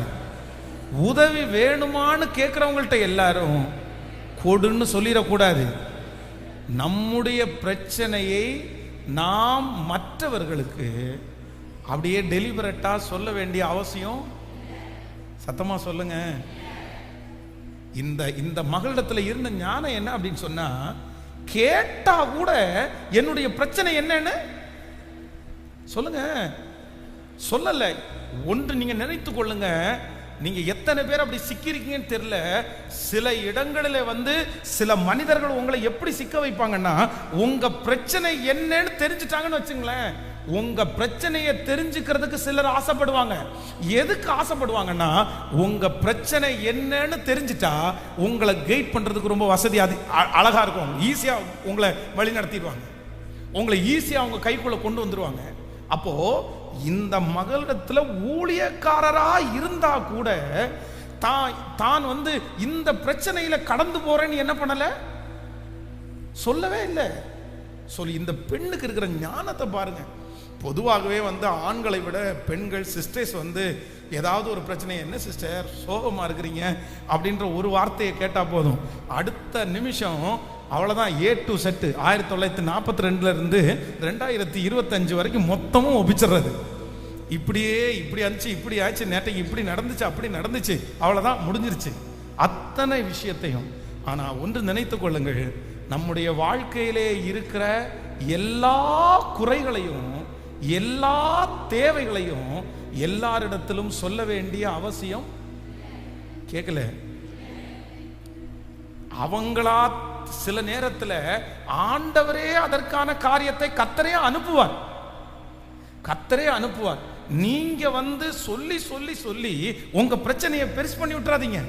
அதுக்கப்புறம் நிறைய பேர் என்ன பண்ணுவாங்க தெரியுமா, அந்த பிரச்சனையை வைத்து விட்டு இவங்க இந்த மாதிரி பிரச்சனையில் இருக்காங்க, இவங்க இந்த மாதிரி பிரச்சனையில் இருக்கிறாங்க. பாருங்க, எத்தனையோ பிள்ளைகளுடைய திருமண வாழ்க்கை தடைபட்டு இருக்குது, எத்தனையோ பிள்ளைகளுடைய அவங்களுடைய வீடு வாங்குற காரியம் தடைபட்டு இருக்குது. இந்த காரியங்கள் எல்லாம் எதனால தடைபட்டுச்சு தெரியுமா, இவர்களுடைய குறைகளை, இவர்களுடைய இயலாமையை நிறைய பேருக்கு சொல்றதுனால இவர்களை குறைவானவர்களாகவே பார்த்து இவங்களால செய்ய முடியாதுன்னு பார்த்து எத்தனையோ பேருடைய ஆசீர்வாதங்கள் தடையா இருக்குது. அதனால முடிந்த வரைக்கும் 90% அவர் என்னை விசாரிக்கிறவரானபடினால் என் கவலைகளை எல்லாம் அவர் மேல கர்த்தர் மேல. எத்தனை பேர் ஆமோதிக்கிறீர்கள்? அவருக்கு தெரிஞ்சா போதும். ஆமேன். அன்னாளை குறித்து வேதம் சொல்லுகிறது, பெண்ணினாள் அவ்வளவு வருத்தப்படுறாங்க. இப்ப அவங்களுக்கு இருக்கிற ஒரே ஒரு ஆதரவு யார் அப்படின்னா ஏலிய அங்க உட்கார்ந்துருக்காரு, சும்மா தான் உட்கார்ந்துருக்காரு, அவருக்கு எந்த வேலையும் இல்லை. நம்மளா இருந்தா ஸ்ட்ரெயிட்டா பாஸ்டர்ட்ட போய் ஐயா இப்படின்னு சொல்லுவோம். ஆனா வேதம் சொல்லுது, அந்த அன்னாள் தேவனோடு பேசி கொண்டிருந்தாள். அவளுடைய வாய் மட்டும், உதடு மட்டும் அசைஞ்சுதான், தன்னுடைய இருதயத்துல பேசினாலாமா. அப்படின்னா தன்னுடைய பிரச்சனை, தான் கடந்து போகிற பாதை சத்தம் போட்டு ஜோம் பண்ணா ஐயாவுக்கு கேட்டுருன்னு சொல்லி அதை கூட செய்யாம இருந்தவங்க தான் இந்த அன்னாள். ஆனா நான் நம்புறேன், அவளுடைய இருதயத்தினுடைய உடைவை கர்த்தர் பார்த்தார், தேவையை கர்த்தர் பார்த்தார். ஆமென். சூழ்நிலையை ஆண்டவர் பார்த்தார், கர்த்தர் உதவியை அனுப்பி அற்புதம் செய்வதற்கு கர்த்தர் எவ்வளவு நல்லவரா இருக்கிறார். ரொம்ப கேர்ஃபுல்லா இருக்கணும். அதுவும் பிள்ளைகளை குறித்து கூட நம்ம ரொம்ப ஜாக்கிரதையா இருக்கணும். பிள்ளைகளை குறித்து பெருமையும் பேச வேண்டாம், அதே நேரத்தில் பிள்ளைகளை குறித்து குறைவும் பேச வேண்டாம். ஆமென். எத்தனை பேர் தீர்மானம் எடுக்கிறீங்க? கைகளை அசைத்து ஒரு ஹல்லேலூயா. இப்போ ஒரு 3 பேருடைய கையை பிடிச்சி சொல்லுங்க, உங்க பிரச்சனை உங்களோடையே இருக்கட்டும், உங்க தேவை உங்களோடையே இருக்கட்டும், நீங்க கடந்து போகிற பாதை உங்களோடையே இருக்கட்டும். மற்றவங்களுக்கு தெரியணும்னு அவசியம் இல்லை. நமக்கு உதவி செய்யறது மாதிரி சொதப்பி விடாம இருந்தா போதும், மாட்டி விடாம இருந்தா போதும். எனக்கு அவரை தெரியும், இவரை தெரியும், நான் பேசுவேன், எனக்கு பவர் இருக்குன்னு சொல்லி இந்த எலிசா அதை தான் கேட்குறாரு. எப்பா எனக்கு பவர் இருக்குது, நான் வேணா பேசட்டுமா? நீ ஒன்றும் பேச வேண்டாம்ப்பா, நீ எதுவுமே பேச வேண்டாம், நீ அமைதியா இருந்தா போதுமானது. எத்தனையோ விஷயத்துல நம்ம இப்படி எத்தனையோ பேரை பார்த்துருக்குறோம். பாருங்க, நம்முடைய திருச்சபைக்காக ஒரு காலத்தில் பார்த்தீங்க அப்படின்னு சொன்னால் ஒரு சின்ன ஒரு ப்ராப்ளம் இருந்துச்சு. அப்போ நம்ம சர்ச்சில் ஒரு அரசியலில் கொஞ்சம் நாட்டம் உள்ள ஒருத்தர் வந்தார். அப்போ என்கிட்ட கேட்டார். என்ன கேட்டாருன்னா, பாஸ்டர் இந்த மாதிரி ரொம்ப பெரிய ஆள் ஒருத்தர் இருக்கிறாரு, அவர் கிறிஸ்டியன் தான், அவர் சர்ச்சுக்கு போகிறவர் தான், அவர் மட்டும் ஒரு நாள் உள்ளே வந்துட்டு போயிட்டார் அப்படின்னு சொன்னால் அவ்வளோதான், நம்ம பிரச்சனையெல்லாம் சால்வ் ஆயிரும், பக்கத்தில் இருக்கிற ரவுடிங்க எல்லாம் அமைதியாயிருவாங்க, அவர் அவ்வளோ பெரிய வெயிட்டான ஆள் அப்படின்னு சொன்னார். சொன்ன உடனே நான் ஒருத்தன் எதையுமே யோசிக்காம, சரி பிரதர் அப்படின்னா வர சொல்லுங்க அப்படின்னோடனே ஞாயிற்றுக்கிழமை வந்தார். ஞாயிற்றுக்கிழமை சர்ச்சு முடிச்ச உடனே எல்லாரும் ஜெபம் பண்றதுக்காக ஒரு 10-15 பேர் இருக்காங்க. இவர் வந்ததை பின்னாடி பார்த்தேன். அவர் வந்து சொல்றாரு, பாஸ்டர் அவர் வந்திருக்காருன்னு சொன்ன உடனே மொத்த பேருக்கும் ஜெபம் பண்றதை விட்டுப்புட்டு நான் அங்கே போயிட்டேன், அவரை பார்க்கறதுக்கு போயிட்டேன். ஏன்னா அவர் வெயிட் பண்ணணுமே, நம்ம ஜனங்கள் வெயிட் பண்ணுவாங்க, ஸோ அவரை நம்ம வெயிட் பண்ண வைக்க வேணான்னு சொல்லிட்டு, ஐயா நீங்கள் வந்தது ரொம்ப சந்தோஷம் அப்படின்னு சொல்லி அப்படியே எடுத்து பேசுறதுக்குள்ள அவரு கத்த ஆரம்பிச்சிட்டார். என்ன சொன்னார்னா, என்ன நினைச்சிட்டு இருக்கிறீங்க மனசுல, இவ்வளவு சத்தத்தை போட்டு கத்திட்டு இருந்தீங்கன்னா பக்கத்து வீட்டுக்காரங்க எல்லாம் தூங்க வேண்டாமா? அவெல்லாம் ஞாயிற்றுக்கிழமை ஒரு நாள் தான் வந்து உட்கார்ந்து இருக்கிறான், அன்னைக்கு இப்படி சத்தம் போட்டு அலோலியா அலோலியான்னு கத்துனா அப்ப அவன் கேஸ் கொடுக்காம என்ன பண்ணுவான்? நீங்க முதல்ல பண்ணுங்க, இந்த மைக்கெல்லாம் கழட்டி கீழே வச்சுட்டு, சின்ன சர்ச்சு தானே, நீங்க வாயிலே பிரசங்கம் பண்ணுங்க. யாரு? ஹலோ, சர்ச்சுக்கு போறவரு யாரு? நமக்காக பேச போறவரு. அப்போ அமைதியா துக்கப்பட்டான் பாருங்க, உடஞ்சிட்டான் பாருங்க. அப்படியே ஆண்டவரிடத்துல மன்னிப்பு கேட்டேன், சாரிப்பா இது நான் செஞ்சிருக்க கூடாது, இது தவறு, நீங்க என்ன நடத்துவீங்க? ஆமேன். நம்மை தாண்டி உதவியை அனுப்புகிற கர்த்தர், என்னை நோக்கி கூப்பிடு, அப்பொழுது நான் உனக்கு அறியாததும் உனக்கு எட்டாததுமான பெரிய காரியத்தை உனக்கு நான் செய்வேன். ஏன் பிள்ளை நீ சோகமா இருக்கேன்னு கேட்டா, பக்கத்து வீட்டுக்காரங்க கேட்டா சொல்லிடக்கூடாது. இன்னைக்கு நல்லவங்களாட்டும் கேட்பாங்க, இன்னைக்கு நல்லவங்களாட்டும் சொந்தக்காரங்க கேட்பாங்க. என்ன நடந்துச்சு, ஏது நடந்துச்சு யாருக்கும் தெரிய வேண்டாம். சில நேரத்தில் நம்முடைய வீட்டில் நடக்கிறது பெத்த அம்மா அப்பாவுக்கு கூட சொல்லுங்க, எல்லாருமே தெரிய வேண்டாம். யாருக்கு தெரிஞ்சா போதும்? சொல்லுங்க, யாருக்கு தெரிஞ்சா போதும்? என்னுடைய குறைவு யாருக்கு தெரிஞ்சா போதும்? என்னுடைய தோல்விகள் யாருக்கு தெரிஞ்சா போதும்? சொல்லுங்க, சத்தமா சொல்லுங்க, அவருக்கு தெரிஞ்சா போதும். ஏன்னா இவங்களுக்கு தெரிஞ்சு எதுவும் நடக்க போறது, அவங்களுடைய பரிதாபத்தை வச்சு நான் என்ன பண்ண போறோம்? அவங்க பரிதாபம் எனக்கு தேவையில்லை. சிலருக்கு ஒரு பழக்கமாச்சு, யார்கிட்ட போனாலும் ஒரே கண்ணீர், யார்கிட்ட போனாலும் யார் எதுன்னே இல்லை, பார்த்த உடனே எல்லாத்தையும் பேசுங்க. ஐயோ இவ்வளோ கடனாகி போச்சுங்க, ஐயோ என் கணவனார் இப்படி பண்றாருங்க, ஐயோ என் மருமை இப்படி பண்றாருங்க. வேண்டவே வேண்டாம். என்ன பண்ணுவாங்க? இன்னைக்கு சந்தோஷமா பேசுவாங்க, நாளைக்கு நீங்க வர்றதுக்கு முன்னாடி உட்கார்ந்து உங்களை குறிச்சே குறை பேசிட்டு இருப்பாங்க. இவங்களுக்கு இப்படி நடந்துச்சுன்னு சொல்லுவாங்க. அதனால இந்த மகளுக்கிட்ட இருந்த ஒரு இரண்டாவது பெரிய ஞானம், அவர் வாலண்டியரா கேட்டதுக்கு அப்புறம் கூட கர்த்தர் என்னை எப்படி வச்சிருக்கிறாரு? சத்தமா சொல்லுங்க. உங்கள்ட்ட இருக்கிற கெத்து என்ன தெரியுமா? ஸ்பிரிச்சுவல் லைன்ல நீங்க ரொம்ப கெத்தா இருக்கிறது என்ன தெரியுமா? யார் உங்களை பார்த்து கேட்டாலும், அவ்வளவு துன்பத்தின் நடுவில் நடந்தாலும் உங்களை பார்த்து யாராவது ஒருத்தர் கேட்கும்போது, இல்ல பிரதர் கர்த்தர் என்ன எப்படி வச்சிருக்கிறாரு? சத்தமா சொல்லுங்க எல்லாருமே. இனி நம்ம என்ன சொல்ல போறோம்? நீங்க என்ன சொல்ல போறீங்க? அதுக்காக ஆண்டவர் என்ன பயங்கரமா வச்சிருக்கிறார் அப்படின்னு சொல்லாதீங்க, அதுவும் தேவையில்லாத வேலை. ஆமேன். சிலருக்கு அது ரொம்ப பெருமை. கர்த்தர் என்ன அப்படி வச்சிருக்கிறார் பிரதர், கொட்டாரத்தில் வச்சிருக்காரு பிரதர், சீமையில தூக்கி வச்சிருக்கிறார் பிரதர். இதெல்லாம் கேட்டாங்களா? அது எதுக்கு சொல்லணும்? என்ன சீமையில தூக்கி வச்சிருக்கிறதும் சொல்ல வேண்டாம், கீழே போட்டு மிதிக்கிறதும் சொல்ல வேண்டாம். ஆமேன். அவர் மிதிக்கவும் செய்வார், தூக்கி தலை மேல வைக்கவும் செய்வார். எதையும் செய்வதற்கு அவருக்கு உரிமை உண்டு. ஆனால் ஆண்டவருடைய பிள்ளைகள் வாயை திறந்து யாரிடத்திலையும் கேட்காதபடிக்கு உங்களை நடத்துகிறவர் கர்த்தர் உங்களோடு இருக்கிறார். அவர்கள் தெரிஞ்சிட்டு தான் செய்வாங்க. அந்த அளவிற்கு கர்த்தர் செய்ய வைக்கிறதற்கு வல்லவர். கையை உயர்த்தி ஆண்டவரிடத்துல கேட்கலாமா? ஆண்டவரே, அப்படிப்பட்ட ஒரு தைரியம் இப்பொழுது எனக்குள்ள கடந்து வரட்டும் என்று ஜெபம் பண்ணுங்க. சத்தமா முழு பலத்தோடு கூட. ஹalleluya. கேளுங்க, ஆண்டவரிடத்துல கேளுங்க. அப்பா, கர்த்தர் யாரோ ஒருத்தரிடத்துல கர்த்தர் பேசுறாரு, இல்ல நீ யார்கிட்டையும் சொல்ல வேண்டாம் மகளே, யார்கிட்டையும் சொல்ல வேண்டாம்.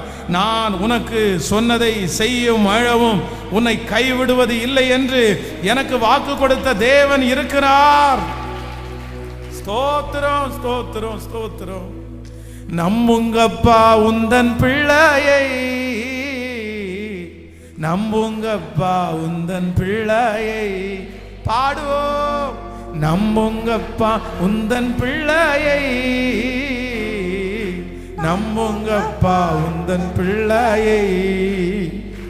உம்மை பாடாத நாட்களும் இல்லையே, உம்மை தேடாத நாட்களும் இல்லையே. உம்மை பாடாத நாட்கள் இல்லையே, உம்மை தேடாத நாட்களும் இல்லையே. உம்மை அல்லாமல் யாரை நான் நேசிப்பேன், உமக்காக அல்லாமல் யாருக்காக வாழுவேன்.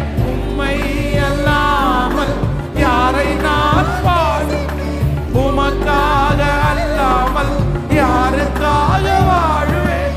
நம்புங்கப்பா உந்தன் பிள்ளையை, நம்புங்கப்பா உந்தன் பிள்ளையை. கைகளை மேல தட்டி நம்புங்கப்பா, நம்புங்கப்பா உந்தன் பிள்ளையை. உம்மை பாடாத நாட்கள் இல்லையே, உம்மை தேடாத நாட்களும் இல்லையே. உம்மை பாடாத நாட்கள் இல்லையே, உம்மை தேடாத. வெள்ளியை புடமிடுவது போல, வெள்ளியை புடமிடும் போல என்னை புடமிட்டி, வெள்ளியை புடமிடும் போல என்னை புடமிட்டி. ஆதலால் சுத்தமானேனே,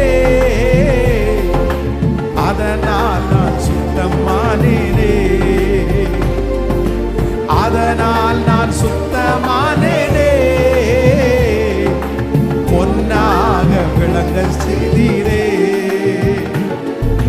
பாடாத நாட்கள்,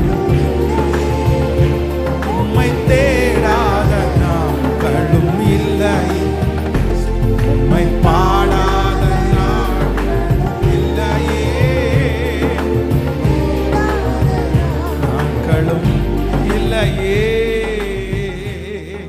ஹல்லேலூயா. முதலாவதாக ஃபர்ஸ்ட் நம்பர் 1, முதல் ஒரு தேவனுடைய பிள்ளையினுடைய ஞானம், அவங்க ஸ்பிரிச்சுவல், அவங்க ஆவிக்குரிய குவாலிட்டி, அவங்க பரிசுத்தமானா இல்லையான்னு எப்பவுமே நீங்க செக் பண்ணணும். எதெடுத்தாலும் அதுதான் நமக்கு முன்னாடி நிற்கணும். ஆமேன்னு சொல்லுங்க. ஸோ நம்பர் 2, இரண்டாவதாக ஒரு தேவனுடைய பிள்ளைக்கு ஒரு பெரிய ஞானம் வேண்டும். என்ன அப்படின்னு சொன்னா, என்னுடைய எல்லா தேவைகளையும் என்னுடைய எல்லா குறைகளையும் நான் போய் எல்லா இடத்துலையும் என்ன பண்ணிடக்கூடாது அப்படின்னா, அவங்க பவர் இருந்தா கூட நம்முடைய அவங்களுக்கு பவர் இருக்கிற ஆட்கள்கிட்ட கூட நம்ம என்ன பண்ணக்கூடாதாமா? சத்தமா சொல்லுங்க. ஏன் அப்படின்னா, பரலோகத்திலிருந்து ஒருத்தருக்கு கொடுக்கப்பட்டாலே ஒழிய ஒருவனும் ஒன்றையும் தானாய் பெற்றுக்கொள்ள முடியாது. யார் தான் சாங்ஷன் பண்ணணும்? சத்தமா சொல்லுங்க. யார் தான் சாங்ஷன் பண்ணணும்? உங்க குடும்பத்தில் ஒருத்தர் போலீஸ்காரராக இருக்கிறதுனால கணவனார் பிரச்சனை பண்ணும்போது கொண்டு போய் போலீஸ் ஸ்டேஷன்ல இருக்க வைக்க முடியாது. ஏன் அப்படின்னா, போலீஸ்காரர் எவ்வளவு நேரம் நம்ம கூட இருப்பாரு? எத்தனை மணி நேரம் நம்ம கூட இருப்பாரு? கொஞ்ச நேரம் தான் நம்ம கூட இருப்பாரு. அதுக்கப்புறம் போலீஸ்காரருக்கு நம்முடைய குடும்ப வாழ்க்கையில கூடவே இருந்து நம்மளை நடத்த முடியுமா? நம்முடைய சொந்தக்காரங்களால எவ்வளவு மணி நேரம் நம்மளோட இருந்து நடத்த முடியும்? வக்கீலால எவ்வளவு நேரம் நடத்த முடியும்? நடத்த முடியாது, செய்ய முடியாது. ஆனா நம்ம கூட இருக்கிறவர் யார் அப்படின்னா, கர்த்தர் தான். இதோ உன்னை விட்டு விலகுவதும் இல்லை, உன்னை விட்டு விலகுவதும் இல்லை. என் குடும்பத்தில் என் கூட இருக்கிறவர் கர்த்தர், என் கூட இருக்கிறவர் கர்த்தர். ஆண்டவருடைய பிள்ளையை ஒன்று நினைத்துக் கொள்ளுங்கள், கர்த்தரே உதவியை அனுப்புவார், கர்த்தரே ஆட்களை எழுப்பி விடுவார், ஆண்டவரே உங்களுக்காக செய்வார். அதுவரையிலையும் நீங்கள் காத்திருங்கள். தீர்மானம் எடுக்க போறோம். நான் சாப்பிடாம கிடந்தா கூட ஆண்டவரே எனக்கு ஒரு கிருபை தாருங்க, இன்னொருத்தருக்கு முன்னாடி நான் இந்த சூழ்நிலையில இருக்கிறேன் அப்படின்னு சொல்ற அந்த சூழ்நிலையை எனக்கு ஒரு நாளும் கர்த்தர் வாய்க்க பண்ணாதீங்க. இந்த பலிபீடத்திலிருந்து நான் உங்களை ஆசீர்வதிக்கிறேன். இந்த மகளை மாதிரி கர்த்தர் உங்களை நடத்துவாராக. அத்தனை பிரச்சனை இருந்தாலும் உங்க வாயை திறந்து சொல்ல கூட முடியாத அளவிற்கு ஆண்டவர் உங்களை ஞானத்தினால கர்த்தர் நிரப்புவாராக. கர்த்தர் அப்படி விட மாட்டார், யார்ட்டையும் கையேந்திரதுக்கு கர்த்தர் விட மாட்டார்.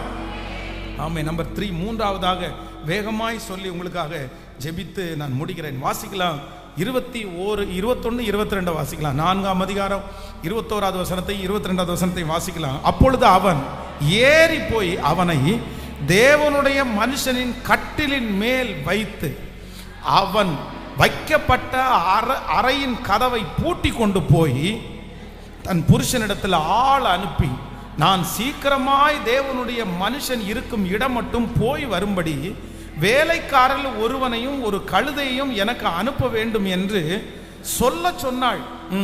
அப்பொழுது அவன், இது அமாவாசையும் அல்ல, ஓய்வு நாளும் அல்லவே, நீ இன்றைக்கு அவரிடத்தில் போக வேண்டியது என்ன என்று கேட்க சொன்னான். அதற்கு அவள், எல்லாம் சரிதான், நான் போக வேண்டியதாய் இருக்கிறது என்று சொல்லி அனுப்பி. ஹலோ, கவனிங்க, இந்த இடத்துல என்ன நடக்குது அப்படின்னு சொன்னா, இந்த ஊழியக்காரன் இந்த அம்மாவுக்கு என்ன குறை இருக்குன்னு கண்டுபிடிச்சிட்டாரு.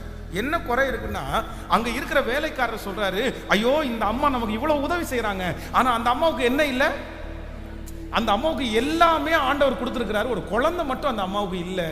ஆனா அவர் சொல்லும் போது இன்னொரு வார்த்தை சொல்றாரு, குழந்தை இல்லதான், ஆனா அவருடைய கணவனார் யாராமா? அவருடைய கணவனார் ரொம்ப வயது சென்ற, ரொம்ப ஏஜ் ஆயிடுச்சு, அதனால இனி குழந்தை பிறக்குமா அப்படின்ற நம்பிக்கை இல்லைன்னு சொல்றாங்க. சொன்ன உடனே ஊழியக்காரர் சொல்றாரு வாயில இருந்து, நீ ஒன்னும் கவலைப்படாத, அடுத்த உற்பவிக்கு அப்படின்னா 1 இயருக்குள்ள உனக்கு வந்து ஒரு குழந்தை கிடைக்கும் அப்படின்னு சொன்னது மாதிரியே ஒரு ஆம்பளை பிள்ளை பிறந்துச்சு. அது ஆச்சரியமா இருக்கு.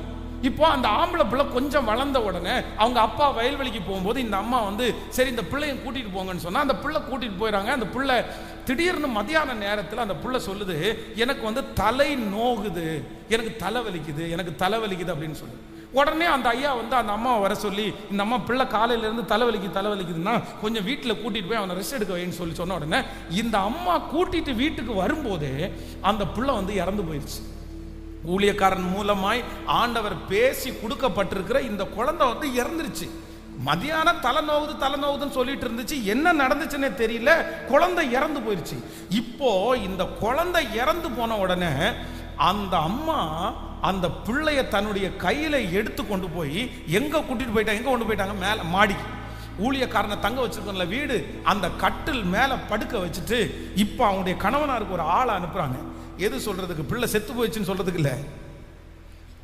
ஒரு கடந்த சில நாட்களுக்கு முன்னாடி ஒரு கணவனார் ஒன்று சொன்னாரு, வருத்தத்தோட சொன்னாரு, பாஸ்டர் என் மனைவி வந்து நீ நினைக்கிறது மாதிரி இல்லை, திடீர்னு ஆபீஸ்ல நான் வேலை பண்ணிட்டு இருக்கும் போது ஐயோ அப்பா அப்படின்னு கத்துனாங்களாமா போன்ல. இந்த கத்துனதை பார்த்துட்டு எனக்கு கத்திட்டு வச்சுட்டாங்க, போனை கட் பண்ணிட்டாங்க. திருப்பி போன் பண்ணா போன் எடுக்கல. இவருக்கு பயம், வலிக்கு விழுந்துட்டாளா, ஷாக் அடிச்சிருச்சா, என்ன நடந்துச்சுன்னே தெரியாம ஆபீஸ்ல இருந்து கண்ணு முன்னு தெரியாம வண்டியை வேகமா ஓட்டி என்ன நடந்துச்சோன்னு சொல்லிட்டு போய் வீட்டை திறந்து பார்த்தா செல்போன் நோண்டிட்டு இருந்தாங்க. ஏம்மா என்னம்மா இவ்வளவு கத்துன, நான் பயந்துட்டேன், நான் வேர்த்து போய் வந்திருக்கிறேன், நெஞ்செல்லாம் படபடன்னு இருக்குது. அது ஒன்றும் இல்லை, ஒரு காக்ரோச் வந்துச்சு, பயந்துட்டேன் அப்படின்னா. கரப்பாம்பூச்சி வந்துச்சாமா. கரப்பா இல்லை, இது நீங்க சிரிக்கிறீங்க. அந்த பையன் அழுகையோட சொன்னான், நான் எப்படி பாஸ்டர் சகிப்பேன், நான் எப்படி பாஸ்டர் இருப்பேன், ஒரு கரப்பாம்பூச்சி வந்ததற்கு அவ்வளோ கத்தி என்னை பயப்படுத்தி நான் அவ்வளோ பயமா வந்து அந்த வீட்டை திறந்து பார்த்தா இல்லை அது வந்துச்சு, நான் பயந்துட்டேன், அப்புறம் போயிருச்சு அப்படின்னு ரொம்ப அசால்ட்டா சொல்றா. பாஸ்டர் நான் என்ன பண்றது சொல்லுங்க, நான் எப்படி வாழ முடியும் அப்படின்னு என்கிட்ட அவன் கேள்வி கேட்கிறேன். எனக்கு ரொம்ப கஷ்டமா தான் இருந்துச்சு. அப்படின்னா தான் பயப்படுறது மட்டும் இல்லை, அதான் நிறைய கார் ஓட்டுற கணவனாருக்கு தெரியும், பிரேக் வந்து அவர்கிட்ட இருக்கிற பிரேக்கை விட பக்கத்துல இன்னொரு பிரேக் இருக்கும் பாருங்க, இந்த பிரேக் அடிச்சு பத்து இருக்கிறவனையும் ஏமா சும்மா இருமா கொஞ்ச நேரம், எனக்கு ஓட்ட தெரியுமா, 5 வருஷமா ஓட்டித்தானம்மா இருக்கிறேன், 10 வருஷமா ஓட்டித்தானே இருப்பேன், என்னைக்காவது ஒன்ன ஒரு நாள் முட்டி இருக்கிறானாம்மா. அப்படி முட்டினாலும் என்னம்மா, ஊர்ல இருக்கிற அத்தனை பேரையும் பயப்படுத்தாம இருக்கிறதே இல்லை. ஒரு சின்ன விஷயத்தையும் பெருசா அப்படியே அம்மாவை கூப்பிட்டு, ஆயாவை கூப்பிட்டு, பாட்டிக்கு கூப்பிட்டு, சித்தப்பாவை கூப்பிட்டு, பெரியப்பாவை கூப்பிட்டு, என்னன்னு கேட்டா டம்ளர் கழுவாத ஒரே காரியத்திற்காக அத்தனை மணி நேரம் போன், எல்லாரையுமே பயத்துக்குள்ள ஆளாக்குறது. அப்போ ஒண்ணு நினைச்சுக்குங்க, ஆண்டவருடைய பிள்ளையே அத்தனை நாட்களும் குழந்தை இல்லாம இந்த அம்மாவுக்கு ஒரு குழந்தை கிடைக்குது. அந்த குழந்தை மதியானம் வரைக்கும் நல்லா இருக்குது. மதியானம் எனக்கு உச்சி நோகுது, தலை நோகுதுன்னு சொல்லுது. வீட்டுக்கு வர்றதுக்குள்ள அந்த குழந்தை இறந்து போயிருச்சு. ஒரு பிள்ளை, பெத்த பிள்ளையினுடைய மரணத்தை பார்க்குறாங்க. அந்த அம்மா தன்னுடைய கையினாலே அந்த பிள்ளையை தூக்கி கொண்டு போய் மேலே படுக்க வச்சு தன்னுடைய கணவனார் கூப்பிட்டு கேட்குறாரு, ஏன் இந்நேரத்தில் ஊழியக்காரனை பார்க்கணும், அது அமாவாசையும் இல்லை, இல்லைன்னா ஒரு ஃபங்க்ஷன் டைம் இல்லை, இப்போ நீ ஊழியக்காரனுக்கு எதுக்கு பார்க்க போற? அதெல்லாம் ஒன்றும் இல்லை, நீங்கள் விட்டுருங்க, நீங்கள் முதல்ல ஒரு வண்டியை மட்டும் அனுப்பி வைங்க. தன்னுடைய கணவனாரை பயப்படுத்தவும் இல்லை, தன்னுடைய கணவனாருக்கு அதை கிளியரா சொல்லவும் இல்லை. நேர போய் ஊழியக்காரனை பார்த்து இந்த மாதிரி இருக்குது. ஆனா நீங்க அடுத்த வசனத்தை வாசிக்கும் போது அந்த ஊழியக்காரனை பார்க்கும்போது அந்த அம்மாவுடைய இருதயம் எப்படி இருக்கு பாருங்க. கழுதையின் மேல் சேணம் வைத்து ஏறி தன் வேலைக்காரனை நோக்கி, இதை ஓட்டி கொண்டு போ, நான் உனக்கு சொன்னாலே ஒழிய போகிற வழியில் எங்கும் ஓட்டத்தை நிறுத்தாதே என்று சொல்லி அனுப்பி புறப்பட்டு கர்மேல் பர்வதத்தில் இருக்கிற தேவனுடைய மனுஷனிடத்திற்கு போனாள்.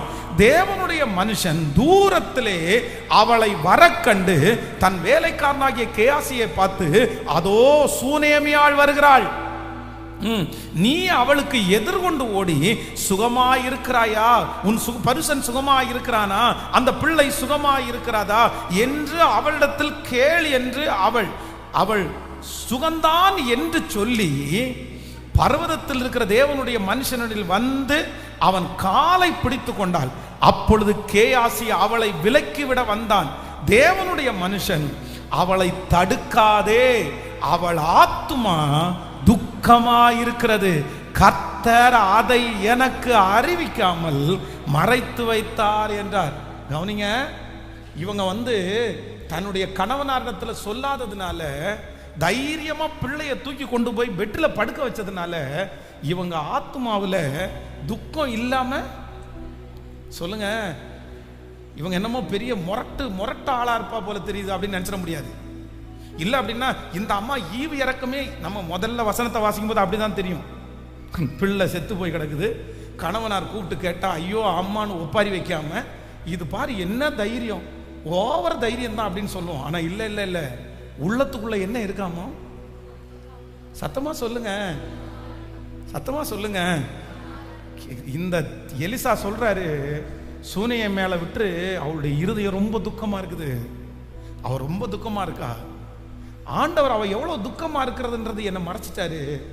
அவ்வளவு துக்கத்தையும் தன்னுடைய இருதயத்துல சுமந்து, அவ்வளவு பயத்தையும் தன்னுடைய இருதயத்துல சுமந்து, பெத்த பிள்ளை மரிச்சு போய் கிடக்குது. இவதான் ஃபர்ஸ்ட் பார்க்கிறா.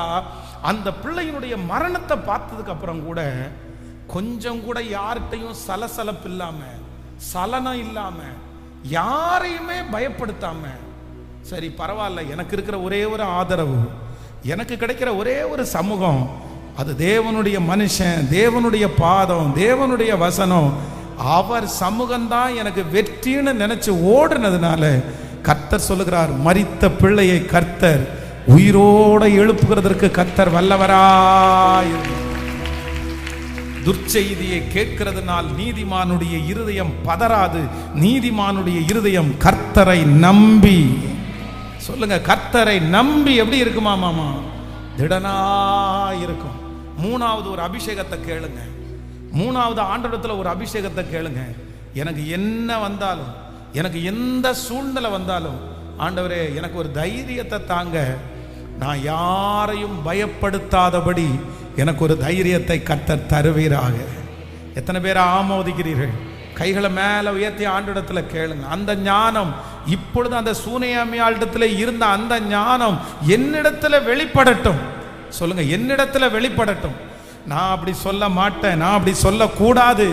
கர்த்தர் என்னை கிருபையாய் கர்த்தர் காப்பாற்றுவீராக, காப்பாற்றுவீராக. யாரையும் நாம் பயப்படுத்தக்கூடாது. நான் யாரையும் பயப்படுத்தக்கூடாது. பக்கத்தில் இருக்கிற கையை பிடிச்சி சொல்லுங்க, நான் யாரையும் பயப்படுத்தக்கூடாது. நான் யாரையும் அள வைக்க கூடாது. நான் யாரையும் பதட்டப்பட வைக்க கூடாது. திருமணமாய் இருக்கிற பெண்கள் யாரும் மா வாங்கம்மா வாங்கம்மா, நீங்க வரலன்னா செத்துருவோம்மா நான் அப்படின்ற கூடாது. உடனே உடனே கிளம்பி வாங்கம்மா. எங்க? இங்க இருந்து 500 கிலோமீட்டர் தாண்டி பக்கத்து தெருவில் இருந்தா கூட பரவாயில்ல. உடனே உடனே ஃபோன் பண்ணி ஐயோ என்ன கொல்றான் கொல்றான் கொல்றான் கொல்றான் கொல்றான். இல்லைன்னா நிறையா இது வெறும் பெண்கள் மட்டும் இல்லை, ஆண்கள் கூட நிறைய பேர் அப்படிதான். எல்லாத்தையும் யாரையோ ஒருத்தரை பயப்படுத்தாம என்ன பண்ண முடியாது. சில அந்த அம்மா ரொம்ப உடஞ்சு போயிருப்பாங்க. தூரத்தில் இருக்கும்போது ஒரு நல்ல செய்தியெல்லாம் சொல்லணும். கணவனார் பார்த்தீங்கன்னா அங்கே வெளிநாட்டில் வேலை செஞ்சுட்டு இருப்பாரு.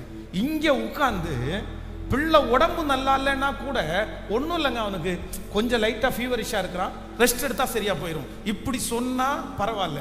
வெளிநாட்டில் இருக்கிற கணவனாரிடத்துல டெங்குவா இருக்குமோன்னு தெரியல, மலேரியாவா இருக்குமோன்னு தெரியல, நாளைக்கு அட்மிட் பண்ணணுமான்னு தெரியல, குளுக்கோஸ் ஏற்றலான்னு டாக்டர் சொல்றாங்க.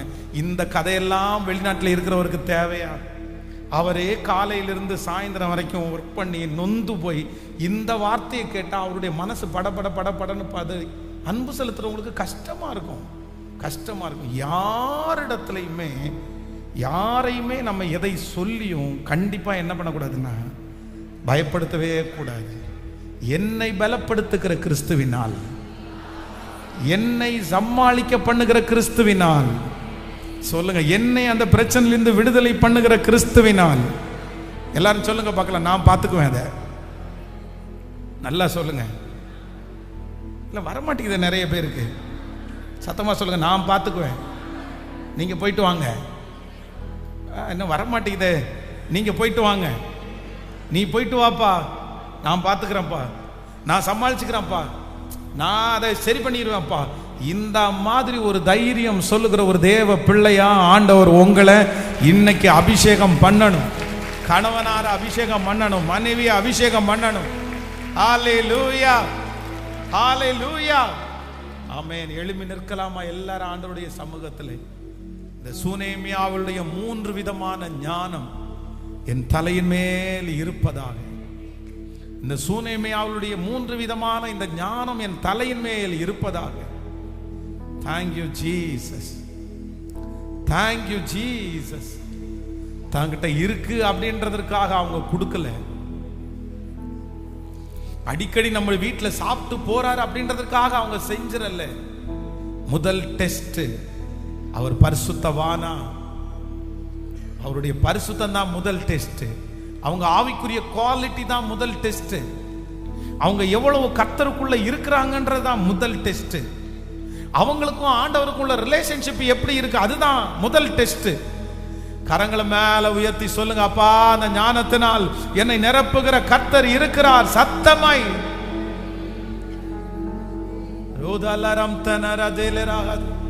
சத்தமா இயேசுவே கேளுங்க, ஆண்டவரிடத்துல கேளுங்க. உங்களில் ஒருவன் ஞானத்தில் குறைவுள்ளவனாய் இருந்தால் யாவருக்கும் சம்பூரணமாய் கொடுக்கிறவரும் ஒருவரும் கடிந்து கொள்ளாதவருமாய் இருக்கிற கர்த்தர்.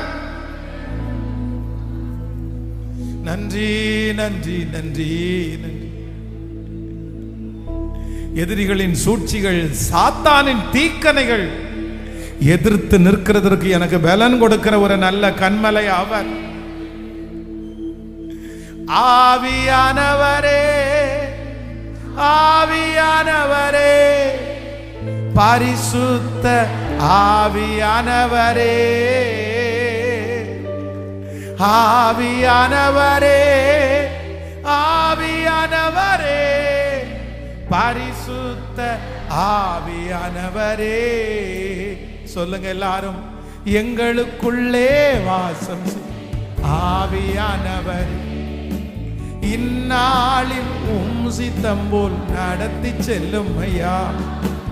எங்களுக்குள்ளே வாசம் செய் ஆவியானவரே, இந்நாளில் சித்தம் போல் நடத்தி செல்லும் ஐயா.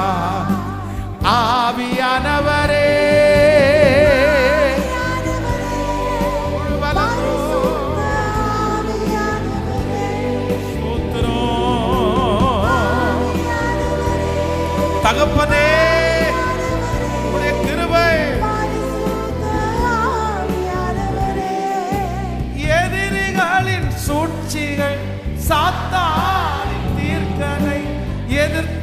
நிற்க பலன் வேண்டுமே. எதிரிகளின் சூழ்ச்சிகள் எதிர்த்து நிற்க பலன் வேண்டுமே. உடல் சோர்வு அசதிகள், உடல் சோர்வு அசதி பலவீனங்கள் நீக்கி உற்சாகத்தை நிரப்ப வேண்டுமே. அப்பா காணிக்கை எடுக்கிறவங்க எடுத்து உற்சாகத்தால் நிரப்ப வேண்டுமே. இப்ப கைகளை மேல தட்டி ஆவி தகப்பனே பரிசுத்த ஆவியானவரே, ஆவியானவரே, பரிசுத்த ஆவி. தகப்பனே இந்த ஆராதனையில் சொல்லப்பட்ட அத்தனை வார்த்தைகளையும் கர்த்தர் அங்கீகரிப்பீராக. எங்கள் பிள்ளைகள் வைத்திருக்கிற காணிக்கைகள் தசம பாகங்களை கர்த்தர் ஆசீர்வதிப்பீராக. நான் உனக்கு போதித்து நீ நடக்க வேண்டிய வழியை உனக்கு காண்பித்து உண்மையில் என் கண்ணை வைத்து உனக்கு ஆலோசனை சொல்லுவேன். இந்த 3 விதமான ஞானத்தை கர்த்தர் இன்றைக்கு எங்களுக்கு தரப்போகிறதற்காக ஸ்தோத்திரம். உங்க கிருபை தாங்கட்டுமாமே. ஹல்லேலூயா. காணிக்கை செலுத்து. எங்கு செல்ல வேண்டும் வழி நடத்தும் ஆவியானவரே,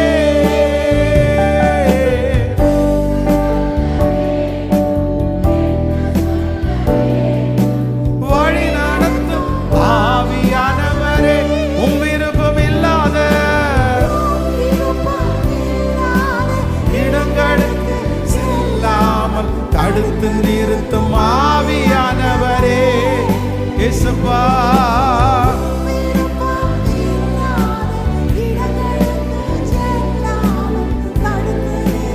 ஆவியானவரே, இப்ப சேர்ந்து கைகளை தட்டி ஆவியானவரே,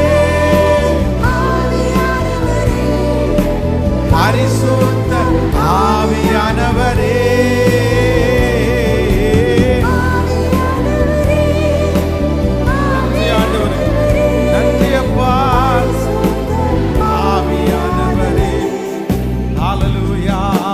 எங்களுக்குள்ளே வாசம் ஆவியானவரே, இந்நாளிலும் சித்தம் நடத்தி செல்லும் ஐயா.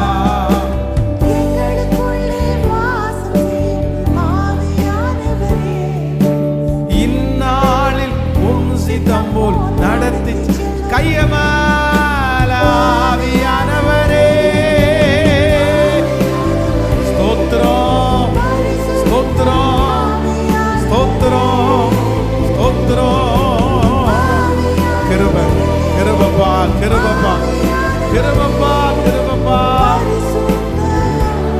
எப்படி நான் ஜெபிக்க வேண்டும், எப்படி நான் ஜெபிக்க வேண்டும் கற்றுத்தான் இயேசுவே.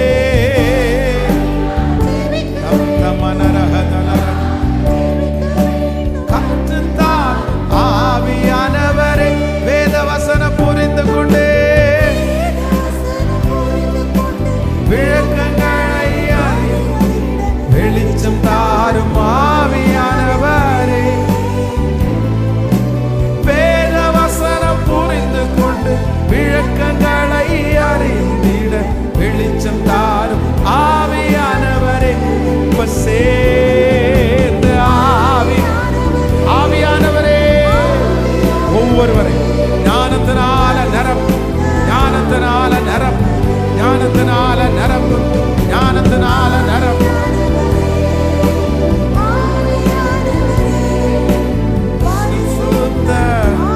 ஆவியானவரே.